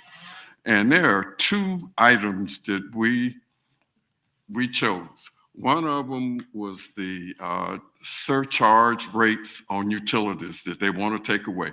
If the legislature did that, it would definitely affect the city of Winter Haven. And the other one would definitely affect us too. They want to put a limit on enterprise fund transfers. And so, and that would hurt us as well. Now, the one thing that was mentioned at the league's, that policy committee, was that this conference was the largest in attendance that they had had in years. Our committee room was full, and at the luncheon, that was the statistic, that we had more attendees than basically ever, because there are some things that really will affect local government's ability to provide the much needed services that their citizens need if certain things pass. The chamber luncheon was great. The speaker was great. Advent Health, really appreciated it. The Chain of Lakes ribbon cutting, I thoroughly enjoyed that. Now, I didn't have all the stories that Brad had. I mean, I won't go into that history, but at any rate, there are two things that happened during the time of that. My wife got to sing the national anthem at one of the baseball games. And so, that was really a treat for me. And the other one was that Jim Rice, because Otis was playing basketball and couldn't come for the naming of the Otis Birdsong Field, Jim Rice did the presentation. So that was my highlight. And then one of the final things that I did that I really enjoy is giving proclamations to senior citizens. And I got a chance to give a proclamation to a 90-year-old and Mrs. Bellamy. And just a joyous time, and thoroughly enjoyed it. So She got on the dance floor. and she can still do the line dance. So, there's hope for us. I don't see nobody laughing. But at any rate, that's it for me. City Attorney? Oh, one final thing. Since we won't be meeting again before Christmas, I just want to wish everyone a merry, safe, and prosperous New Year and a Merry Christmas. All right. Now, Thank you, Mr. Mayor Commission, and ditto those remarks regarding the happy holidays, and hope everyone's safe and really has a nice time. I also wanted to honor or to say to Commissioner Dantzler how well deserved that honor was for you, and proud to be associated with you all these years. And even prior to your service on the commission, you've always been involved in city matters of some kind or another. And I expect you hopefully will still continue to be involved. So look forward to that. Look forward to that as well. Also, Along that same vein, just wanted to congratulate Commissioner-elect Chad Davis, who's here tonight in the audience with his folks. It's a very big honor for folks to be involved in the electoral process and the elections just in general. And so that's a very worthy thing. Just as a matter of housekeeping, the city manager and I plan to meet with Commissioner-elect Davis, I believe this Thursday, to begin the process of orientation. As you may understand, there's a charter provision, I think, or some provision in our code or charter that requires certain orientation and certain onboarding, if you will, for newly elected commissioners that have not experienced that before. Commissioner Donaldson, sorry, you've already gone through that. Oh, I So remember it well. you will not have to go through that again unless you just want to. But we're looking forward to that and looking forward to the opportunity to continue to be involved in all the wonderful things that are happening here in the city. There's a lot of stuff going on. So anyway, that's it. Thank you all very much. City Manager? Thank you, Mr. Mayor, Commissioners. Mr. Davis, congratulations on your election. We look forward to working with you as you get seated in January. That will take place at our first meeting in January, and we'll celebrate those that have been on the commission in their official offices held, the outgoing Commissioner Dantzler, and swearing in Commissioner Dawson for his second term, as well as Commissioner Davis for his first term. Mayor Birdsong, you mentioned line dancing at the age of 90. We're going to put you to the test. Just a reminder, the City of Winter Haven Employee Holiday Party is Saturday evening. We hope to see as many of you there as possible.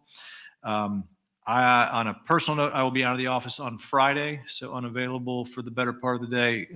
Assistant City Manager Byrd will be available to respond to any issues that come up that day.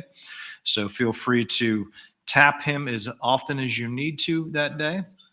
Let's get our full mileage there. And last but not least, I'd like to invite LaTanya Harris forward. And this evening, we're going to present LaTanya Harris with her certificate of recognition in appreciation and recognition for 20 years of loyal service.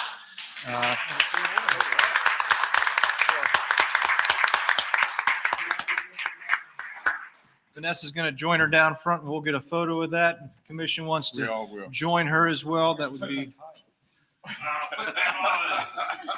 probably starting to burn. Congratulations, LaTanya, and thank you for your years of service.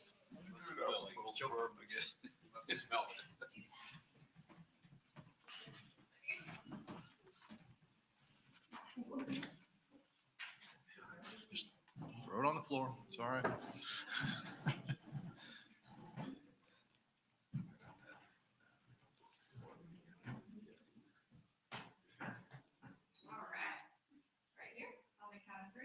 One, two, three. One more.